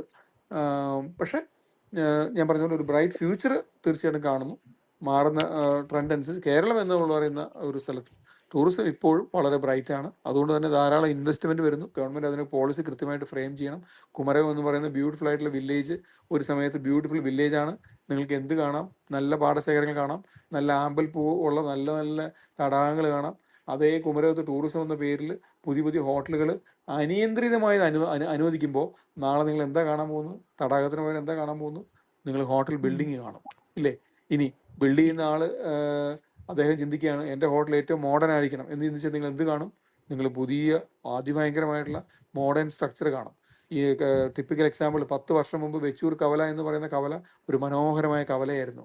കുമരകത്തേക്ക് പോകുന്നതിന് ഒരു കുഞ്ഞു കവല. അവിടെ എന്താ ഉള്ളത്? നല്ല ഓടിട്ട കുഞ്ഞു മാടക്കടകൾ, അവിടെ കുഞ്ഞു കുഞ്ഞു ഉണക്കച്ചെമ്മീൻ വിറ്റിരുന്ന ആളുകൾ. മനോഹരമായിരുന്നു അത്. ആ വെച്ചൂർ കവല ഇന്ന് അവിടെ ഒരു 4 നില ബിൽഡിങ് മൾട്ടി സ്റ്റോറിഡ് വന്നു. അവിടെയുള്ള കടകളൊക്കെ എന്ത് സംഭവിച്ചു? KFC ഉണ്ട് അവിടെ, കെൻഡക്കി ഫ്രൈഡ് ചിക്കൻ ഉണ്ട്, അതുപോലുള്ളതായ ഓൺലൈൻ ആപ്പിൽ കിട്ടുന്ന ഇതുപോലുള്ളതായ സംഗതികൾ വന്നു. അപ്പോൾ നിങ്ങൾ ഈ വെച്ചൂർ കവല എന്ന് പറയുന്ന നിങ്ങൾ പണ്ട് എക്സ്പീരിയൻസ് ചെയ്യുന്ന ആ ഒരു സ്മോൾ ടൗൺഷിപ്പ് എവിടെ കിടക്കുന്നു? ഇന്ന് ഈ കെൻഡക്കി ഫ്രൈഡ് ചിക്കൻ വന്ന് കിടക്കുന്ന മൾട്ടി സ്റ്റോറി ആയിട്ടുള്ള ബിൽഡിംഗ് അവിടെ കിടക്കുന്നു. അപ്പോൾ നിങ്ങൾ എന്താ പറയുക, കേരളത്തിൽ നിന്ന് കൊച്ചിയിൽ നിന്ന് വ്യത്യാസമുണ്ടോ, വെച്ചൂരിൽ നിന്ന് വ്യത്യാസമുണ്ടോ, തൃശ്ശൂരിൽ നിന്ന് വല്ല വ്യത്യാസമുണ്ടോ, കേരളത്തിൽ വല്ല വ്യത്യാസമുണ്ടോ? ഒന്നുമില്ല. അപ്പോൾ എന്താ സംഭവിക്കുന്നത്? ഫാസ്റ്റ് അർബനൈസേഷൻ സംഭവിക്കുകയാണ്. അപ്പോൾ ഇതെല്ലാം ഗവൺമെൻറ് പോളിസി പ്രകാരം അതിനെ മാറ്റം വരുത്തണം. എങ്ങനെ? ജയ്പൂർ ഒരു പിങ്ക് സിറ്റി ഉണ്ട്, അതായത് ഫുള്ള് ആ ഒരു ട്രഡീഷണൽ ബിൽഡിംഗ് ആയിട്ടുള്ള സംഗതിയാണ് എന്ന് പറഞ്ഞ പോലെ നമുക്കിവിടെ പല പോളിസികളും ശക്തമായി വരേണ്ടതുണ്ട്. എങ്കിൽ മാത്രമേ നമുക്ക് ഫ്യൂച്ചർ പിടിച്ചു നിൽക്കാൻ പറ്റുള്ളൂ. ഇല്ലെങ്കിൽ ഇതിനൊരു ഗ്രാഫ് ഉണ്ട്, ആ ഗ്രാഫ് ഏറ്റവും പീക്കിൽ മേളിലേക്ക് പോകും, അതേപോലെ ആ ഗ്രാഫ് താഴത്തേക്ക് ഇറങ്ങുകയും ചെയ്യും. ഇത് ടൂറിസം പഠിക്കുന്നവർക്ക് മനസ്സിലാവുന്ന ഒരു സിദ്ധാന്തമാണ്. എനിവേ, ഒക്കെ നമ്മളിങ്ങനെ സംസാരിച്ചിരുന്നാൽ ദീർഘനേരം ഇനിയും സംസാരിക്കാൻ ഒട്ടേറെ വിഷയങ്ങൾ താങ്കളിൽ നിന്ന് അറിയാൻ ഒട്ടേറെ വിഷയങ്ങൾ ബാക്കിയുണ്ട്. അതിൽ വളരെ സജീവമാക്കി ഈ 57 ഭാഗത്തിൻ്റെ ആദ്യ ഭാഗം ശ്രീ റോബിൻ രാജൻ നന്ദി. കാര്യം കുറേ നേരമായി അജു സംസാരിക്കാനായിട്ട് വെയിറ്റ് ചെയ്യുന്നുണ്ട്. അദ്ദേഹമാണ് ഇനി സംസാരിക്കേണ്ടത്. നമുക്ക് തീർച്ചയായിട്ടും ഒരിക്കലും കൂടി നന്ദി പറയുന്നു. ഞാനപ്പോൾ അതിൽ നിന്ന് ഇറങ്ങുകയാണ്. നിങ്ങൾക്ക് കൂടുതലായി ഇനിയും ഇതുപോലെയുള്ള അനേകം ഫോറങ്ങൾ ഉണ്ടാകട്ടെ എന്ന് ആശംസിക്കുകയാണ്. എല്ലാ നന്ദി അറിയിക്കുകയാണ് ക്ഷണിച്ചതിലും. അപ്പോൾ നന്ദി, നമസ്കാരം. ഞാൻ ഇറങ്ങുകയാണ്. Thank you. വളരെ സന്തോഷം. അടുത്ത അതിഥി ശ്രീ അജു വിച്ചുച്ചിറയാണ്. അജുവിനെ പരിചയപ്പെടുത്തും ഹേമലത. നമ്മുടെ പരമ്പരയിലെ രണ്ടാമത്തെ അതിഥി സംസാരിക്കുകയാണ് ശ്രീ അജു വെച്ചുച്ചിറ. പത്തനംതിട്ട സ്വദേശിയാണ് ശ്രീ അജു. അദ്ദേഹം ഒരു മെക്കാനിക്കൽ എഞ്ചിനീയർ ആയിട്ടാണ് തൊഴിൽ ആരംഭിച്ചത്. കോയമ്പത്തൂർ ഹിന്ദുസ്ഥാൻ കോളേജിലാണ് അദ്ദേഹം ബിടെക് എടുത്തത്. 5 വർഷത്തോളം അദ്ദേഹം മെക്കാനിക്കൽ എഞ്ചിനീയർ ആയിട്ട് പ്രവർത്തിക്കുകയും ചെയ്തു. അപ്പോഴും യാത്രകൾ അദ്ദേഹത്തിന്റെ ഒരു പാഷനായിരുന്നു. ഇന്ത്യ മുഴുവൻ യാത്ര ചെയ്തിട്ടുള്ള ഒരു വ്യക്തിയാണ്. കോവിഡിന്റെ ഒരു സമയത്താണ്, കൃത്യമായിട്ട് പറയുകയാണെങ്കിൽ 2022 മുതലാണ് അദ്ദേഹം പൂർണ്ണമായിട്ടും യാത്രകളിൽ മുഴുകിയത്. അതില് നാഗാലാൻഡ് ഹോൺബിൽ ഫെസ്റ്റ് മുതൽ നോർത്ത് ഈസ്റ്റിലെ പല ട്രൈബൽ ഫെസ്റ്റുകളും എല്ലാം അദ്ദേഹം പങ്കെടുത്തിട്ടുണ്ട്. നിരവധി ബൈക്ക് ട്രിപ്പുകൾ അദ്ദേഹം നടത്തിയിട്ടുണ്ട്. തവാങ്, മേഘാലയ, നാഗാലാൻഡ് ഇവിടേക്കൊക്കെ ബൈക്കിൽ റൈഡ് ചെയ്തിട്ടുണ്ട്. ഇപ്പോൾ കാറിലാണ് യാത്ര. പല ഗ്രൂപ്പുകളായിട്ട് അദ്ദേഹം ലേ ലഡാക്കിലേക്കും ഒക്കെ യാത്ര ചെയ്തിട്ടുണ്ട്. ലേ ലഡാക്കിലെ മയിൽക്കുറ്റിക്ക് അടുത്ത് അദ്ദേഹം ഇരിക്കുന്ന ഒരു ചിത്രമാണ് മനസ്സിൽ വരുന്നത്. 2017 കേരളത്തിൽ നിന്ന് കാശ്മീരിലേക്കാണ് ആദ്യത്തെ യാത്ര ആരംഭിച്ചത്. 2019 അദ്ദേഹം 200 ദിവസം നീണ്ടുനിന്ന ഒരു ഓൾ ഇന്ത്യ ബൈക്ക് ട്രിപ്പ് സംഘടിപ്പിച്ചു. 2019 ശേഷം വീണ്ടും 2021 200 ദിവസം നീണ്ടു നിൽക്കുന്ന ഒരു ഓൾ ഇന്ത്യ ട്രിപ്പ്, മറ്റൊരു ഓൾ ഇന്ത്യ ട്രിപ്പ് അദ്ദേഹം സംഘടിപ്പിച്ചിട്ടുണ്ട്. ടൂർ ഓപ്പറേറ്റർ ആയിട്ട് 22 മുതൽ പ്രവർത്തിക്കുകയാണ്. നേരത്തെ പറഞ്ഞതുപോലെ നോർത്ത് ഈസ്റ്റ്, ലഡാക്ക്, കാശ്മീർ പാക്കേജുകളാണ് കൂടുതലായിട്ടും ഫോക്കസ് ചെയ്യുന്നത്. അദ്ദേഹത്തെ ഞാൻ ലോകമേ തറവാട് പരമ്പരയുടെ 57 അധ്യായത്തിലേക്ക് ഏറ്റവും സ്നേഹപൂർവ്വം സ്വാഗതം ചെയ്തുകൊള്ളുന്നു. അദ്ദേഹത്തിനെ കുറച്ചു നേരം നമ്മൾ സംസാരിക്കാൻ കാത്തിരുത്തിയതിൽ ക്ഷമാപണം കൂടി അറിയിക്കുകയാണ്. ശ്രീ അജു, മൈക്ക് മ്യൂട്ടാണ്, ഓപ്പൺ ചെയ്ത് സംസാരിക്കാം. അദ്ദേഹം സംസാരിക്കുന്നതിന് മുമ്പ് കുറേ നേരമായി നമ്മുടെ മനോജ് രവീന്ദ്രൻ നിരക്ഷരൻ ഈ പരിപാടി കേട്ടുകൊണ്ടിരിക്കുന്നത്. ഞങ്ങളിപ്പോ ഒരുമിച്ചുണ്ട്. ഞാൻ വിചാരിച്ചു അദ്ദേഹം മണിപ്പൂരിലെ മിസോറാമിൽ കറങ്ങിക്കൊണ്ടിരിക്കുന്നു എന്നാണ് ഞാൻ കഴിഞ്ഞ ദിവസം വായിച്ചത്. ഇപ്പൊ നിലവില് നാഗാലാൻഡ് കൊഹിമയിലുണ്ട്. കൊഹിമയിലുണ്ടല്ലേ? പിന്നെ ഞാൻ ഇത്ര നേരം റോബിൻ സംസാരിക്കുന്ന കേട്ടുകൊണ്ടിരിക്കുകയായിരുന്നു. ഒരുപാട് ഇൻപുട്സ് കിട്ടി. പിന്നെ എനിക്കും പോകാനുള്ള ടൈമായി. ഓക്കെ, സംസാരിക്കാതെ പോകരുത്. സംസാരിക്കാതെ ഞാന് കുറച്ചധികം വർക്കുകൾ ഉണ്ടായിരുന്നു, അത് പെൻഡിങ്ങിൽ വെച്ചിട്ടാണ് ഇത്ര നേരം വെയിറ്റ് ചെയ്തത്. അപ്പൊ ഞാൻ അത്ര കേട്ടോണ്ടിരിക്കുകയായിരുന്നു. അപ്പോ സമയം അനുവദിക്കുകയാണെങ്കിൽ ഞങ്ങളോട് സംസാരിച്ചിട്ടേ പോകാവൂ. സമയം കേൾക്കാൻ ഇത്രയും സമയത്തിന്റെ ടൂറൊക്കെ കണ്ടക്ട് ചെയ്ത ഒരു വ്യക്തിയല്ലേ. സമയത്തിൻ്റെതായ ചെറിയ പ്രശ്നമുണ്ട്. എന്തായാലും നമുക്ക് നമുക്ക് 9 വരെ ഇരിക്കാലോ. 9 വരെ ഇരിക്കാൻ പറ്റില്ല. എനിക്ക് എന്റെ കൂടെ ഇപ്പൊ ഗസ്റ്റ് ഉണ്ട്. എനിക്ക് അവരുടെ കൂടെ ഡിന്നറിന്റെ ടൈമാണ്. ഓ, ഞങ്ങളെ ഒന്ന് അഡ്രസ് ചെയ്തിട്ട് പോവുകയാണെങ്കിലോ? അയ്യോ, അതായിരുന്നെങ്കിൽ അന്നേരം പറയാമായിരുന്നു. ഞാനൊന്ന് ചോദിച്ചു, താങ്കളൊന്നും അതെ അതെ അതെ ഒന്നും അതെ പറഞ്ഞില്ല. അതെ. അതുകൊണ്ടാണിത്. മറ്റൊരു ദിവസം നമുക്ക് സംസാരിക്കാം. Okay, thank you. ഓക്കെ, പോകേണ്ടതുണ്ട്, അതുകൊണ്ടാണ്. Okay, thank you. അതെ. ഓക്കെ. മനോജിന്റെ കൂടെ ഉണ്ടെന്നാ പറഞ്ഞല്ലേ അദ്ദേഹം? മനോജ് സർ, അതെ, അദ്ദേഹം ഒരുമിച്ചുണ്ട്. അവര് മണിപ്പൂരാണ്, യാത്രയിലാണ് അദ്ദേഹം. മണിപ്പൂർ യാത്രയാണ്. ഓപ്പറേറ്ററും കൂടിയാണല്ലോ, അതുകൊണ്ട് ചിലപ്പോ കൂടെ ഗസ്റ്റുകളുണ്ട്. തിരക്കുണ്ടായിരുന്നു. ഓക്കെ. മനോജ് സർ സംസാരിക്കാൻ അദ്ദേഹത്തിനെ ഇൻവൈറ്റ് ചെയ്യാം. നമസ്കാരം. എന്നെത്തി? എവിടെ നിന്ന്? മിസോറാമിന്ന് അപ്പുറത്ത് എന്നെത്തി? മൈക്ക് മ്യൂട്ടാണ്. ഹലോ, ഹായ്, നമസ്കാരം. ഹലോ, നമസ്കാരം സർ. ഞാൻ ആക്ച്വലി 80 ദിവസത്തോളമായി ഇപ്രാവശ്യം യാത്ര തുടങ്ങിയിട്ട്. നോർത്ത് ഈസ്റ്റിലാണ്. അപ്പൊ ഈ അരുണാചല, ആസാമും നാഗാലാൻഡും ഞാൻ മുഴുവൻ തീർത്തു. എന്നിട്ട് മണിപ്പൂരും മിസോറാമും ത്രിപുരയും, അതില് മണിപ്പൂര് പോണമെന്നുണ്ടെങ്കിൽ എനിക്ക് കുറച്ചൊരു അവിടെ പോയി പരിചയമുള്ള ഒരാളുടെ സപ്പോർട്ട്, മണിപ്പൂരിലെ പ്രശ്നങ്ങളൊക്കെ കാരണം പരിചയമുള്ള ഒരാൾ വേണം. അങ്ങനെയാണ് ഞാൻ അജുവിനെ കോണ്ടാക്ട് ചെയ്തിട്ട് അജുവായിട്ട് കോർഡിനേറ്റ് ചെയ്തിട്ട് ഇന്ന് ഞങ്ങള് കണ്ടുമുട്ടി. എന്നിട്ട് ഇന്ന് അപ്പം അജുവിന്റെ കൂടെ വേറൊരു ടീമും ഉണ്ട്. ഞാൻ ഇത് നേരത്തെ പ്ലാൻ ചെയ്തു. അപ്പൊ അജുവിനെ അവരെ ടേക്ക് കെയർ ചെയ്യേണ്ട ഒരു ഉത്തരവാദിത്തം കൂടി ഉണ്ട്. അപ്പൊ ഇത്ര നേരം അജു വെയിറ്റ് ചെയ്യുന്ന, അജു സംസാരിക്കുമെന്ന് പറഞ്ഞ് ഞാനും വെയിറ്റ് ചെയ്തിരുന്നു. അതെ. ഞാനത് അദ്ദേഹത്തിന് ഈ റോബിന് 8:15 പോണം എന്ന് പറഞ്ഞിരുന്നു. അപ്പം റോബിൻ ഇപ്പൊ ആദ്യത്തെ പാർട്ട് പറഞ്ഞു കഴിഞ്ഞിട്ടുണ്ട്. ഞങ്ങൾ ചോദ്യോത്തരത്തിൽ കിടക്കുമ്പോൾ ഇദ്ദേഹം പോകുന്നുണ്ട്. ചോദ്യത്തിന് കുറെ ചോദിച്ചിട്ട് അജു വെയിറ്റ് ചെയ്യുമോ ഒന്ന് ചോദിച്ചിരുന്നു. അപ്പൊ അജു ഒന്നും പറഞ്ഞില്ല. അപ്പം വെയിറ്റ് ചെയ്യും. പെട്ടെന്ന് തീരുമെന്നായിരിക്കും അജു കരുതിയതെ. അജും വെയിറ്റ് ചെയ്തു. പെട്ടെന്ന് തീരുന്ന ചോദ്യോത്തരം ഇത്തിരി നീണ്ടുപോയെന്ന് എനിക്ക് തോന്നുന്നു. അപ്പൊ ഇനി ഞങ്ങള് അത് പുള്ളിക്ക് അതിനകത്തേക്ക് പോകേണ്ട ആവശ്യമുണ്ട്. ഞങ്ങൾ ഒരു മാസം ഈ മണിപ്പൂരും ത്രിപുര, മിസോറാം ഒരുമിച്ച് കറങ്ങിക്കൊണ്ടിരിക്കും. ഒന്നിച്ച് കറങ്ങാൻ തീരുമാനിച്ചു. ശരി. താങ്കളുടെ വണ്ടിയിൽ അതോ? അല്ലല്ല, അവര് അജുവിന്റെ കൂടെയുള്ളവരും കൂടെ കറങ്ങുന്നുണ്ടോ? അല്ലേ? അവരൊരു കാറില്, ഞാൻ എന്റെ കാറിൽ തന്നെ, എന്റെ വണ്ടിയില് മുന്നിൽ ഒരുമിച്ച് അങ്ങ് പോകുന്ന ഒരുമിച്ചായിരിക്കും. തങ്ങുന്നതും ഒക്കെ ഞാൻ എന്റെ വണ്ടിയിൽ പുറത്ത് കിടക്കും. അവരെവിടെയെങ്കിലും ഹോട്ടൽ പോലുള്ള സ്ഥലങ്ങളിൽ കിടക്കും. അങ്ങനെയാണത്. അങ്ങനെ എന്ന് തീരും? ഒരു മാസം കഴിഞ്ഞിട്ട് തിരിച്ചു വരും. ഇത് എനിക്ക് തോന്നുന്നു ഫെബ്രുവരി അവസാനം ആകുമ്പോഴേക്കും ഇത് 3 ചെറിയ സ്റ്റേറ്റുകളാണല്ലോ. അപ്പൊ ഫെബ്രുവരി അവസാനത്തേക്ക് തീർക്കാൻ പറ്റുമെന്ന് കരുതുന്നു. അല്ലെങ്കിൽ എന്ന് തീരുന്നു അപ്പോൾ വരും. അല്ലെങ്കിൽ മാർച്ച് ചൂടെന്ന് തുടങ്ങണോ, ഇവിടെ ചൂട് തുടങ്ങുന്നത് വരെ മാക്സിമം അങ്ങനെയുള്ളൂ. ഒന്നല്ലെങ്കിൽ ഫെബ്രുവരി എൻഡ് വരെ, അല്ലെങ്കിൽ ഇവിടെ ചൂട് തുടങ്ങുന്നത് വരെ. ചൂട് തുടങ്ങി കഴിഞ്ഞാൽ പിന്നെ വണ്ടിയിൽ എനിക്ക് കിടക്കാൻ പറ്റില്ല. അത് കിടക്കാൻ പറ്റില്ലല്ലേ? വണ്ടി തന്നെയല്ലേ കിടക്കുന്നത്. അപ്പൊ ചൂട് തുടങ്ങുന്ന സമയത്ത് തിരിച്ച് നാട്ടിലേക്ക് വിടും. ബൈ റോഡ് അവിടുന്ന് ത്രിപുരയിലേക്ക് പോകുന്നത് ഒത്തിരി ദൂരമല്ലേ? പക്ഷെ ആണല്ലോ ഇത്രയും ദൂരം കേരളത്തിൽ നിന്ന് ഇവിടം വരെ ബൈ റോഡ് തന്നെയല്ലേ വന്നത്. അതെ. അത് ഒന്നും ഞാൻ പറഞ്ഞ ഈ സ്റ്റേറ്റുകളിൽ നമ്മൾ പലരും പറഞ്ഞിട്ടുള്ള ഒരു അറിവ് വെച്ചിട്ട് ചോദിച്ചാണ്.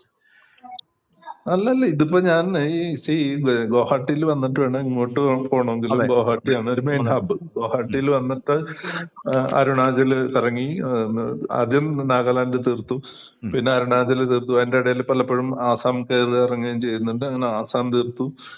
വീണ്ടും ഇന്നലെ ആസാമിൽ വന്ന് ഹോൾട്ട് ചെയ്തിട്ട് ഈ മണിപ്പൂർ പോകണമെങ്കിൽ നാഗാലാൻഡിൽ വരണം.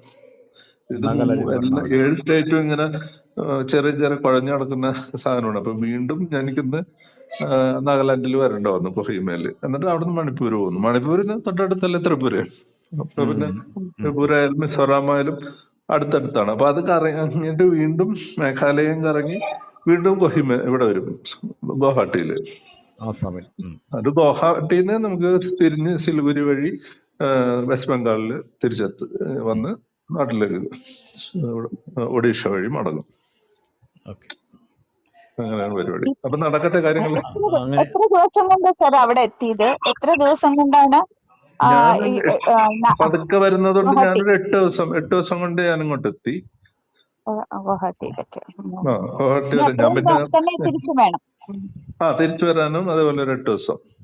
നമുക്ക് ഒരു ധൃതിയും ഇല്ലല്ലേ? ഒന്നുമില്ല.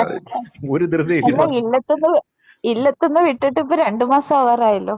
രണ്ടല്ല 80 ദിവസമായി. ശരി. ഇതിപ്പോ തീരുമ്പോഴേക്കും 80 പ്ലസ് ഒരു 40 ദിവസം കൂടി എടുക്കും. 100-120 ദിവസം എടുക്കും. അങ്ങനെ യാത്ര ധന്യമാകട്ടെ. വീണ്ടും ഓക്കെ, താങ്ക് യു. ആശംസകൾ. യാത്രക്കായി ജനിച്ചവൻ എന്ന് പറയാമല്ലേ? യാത്രക്കായി ജനിച്ചവൻ. അതെ പ്രദീപായി, അത് നമുക്ക് ഇപ്പൊ വലിയ കുഴപ്പമൊന്നുമില്ല. ആരോഗ്യം 58 വയസ്സായി. അടുത്ത 2 വർഷം കൂടി കഴിഞ്ഞ് ഇതേപോലെ ഡ്രൈവ് ചെയ്ത് വരാൻ പറ്റുമെന്നൊന്നും എനിക്കൊരു ഉറപ്പില്ല. 60 ഒക്കെകഴിയുമ്പോഴേക്കും നമ്മുടെ ഗ്യാസ് പോയാലേ. ഗ്യാസ് പോയില്ലേലും ഒന്നും ബ്രേക്ക് ഒരു 90 വയസ്സ് വരെ പോയിക്കോളും. അപ്പൊ അതുകൊണ്ടാണ് സത്യത്തിൽ ആ കോവിഡ് വന്ന് 3 വർഷം കയ്യിൽ നിന്ന് പോയത് കൊണ്ടാണ്. അല്ലെങ്കിൽ ഇപ്പൊ ഞാൻ ഇന്ത്യ തീർത്തിട്ടുണ്ടാവുമായിരുന്നു. അപ്പൊ കോവിഡില് 3 വർഷം അങ്ങ് പോയി കിട്ടി, ഒന്ന് അനങ്ങാൻ പറ്റാതെ പോയി. അല്ലെങ്കിൽ ഇപ്പൊ തീർന്നിട്ടുണ്ടാവുമായിരുന്നു. അപ്പൊ എനിക്കിപ്പൊ ഇനിയുള്ളത് അടുത്ത വർഷം വീണ്ടും വന്നു കഴിഞ്ഞാല് വെസ്റ്റ് ബംഗാള്, സിക്കിം വന്നു കാരണം വെസ്റ്റ് ബംഗാൾ ഉണ്ട്, പിന്നെ ഒഡീഷ, ബീഹാർ, UP, MP എന്ന് പറഞ്ഞാൽ ഇപ്പൊ ഇതുണ്ടല്ലോ, ഛത്തീസ്ഗഡും MP ആണല്ലോ. അത്രയും തീർത്ത് കഴിഞ്ഞാൽ പിന്നെ അപ്പുറത്തെ സൈഡിലുള്ളത് കാശ്മീർ, പഞ്ചാബ്, ഹിമാചൽ, ഉത്തരാഖണ്ഡ്. അപ്പൊ അത് 2 വർഷം അത്രയും ഇതിന് പോകും. പിന്നെ താഴോട്ട് മഹാരാഷ്ട്രയും ആന്ധ്രയും കർണാടക, തമിഴ്നാട്, അത്രേ ഉള്ളൂ. അതൊരു വർഷം. 1 വർഷം പോരാ, അതിൽ മഹാരാഷ്ട്ര മാത്രം എനിക്ക് 1 വർഷം എടുക്കും. കാരണം അവിടെ 255 കോട്ടകളുണ്ട്. അപ്പൊ അത് മാത്രം 1 വർഷം എടുക്കും.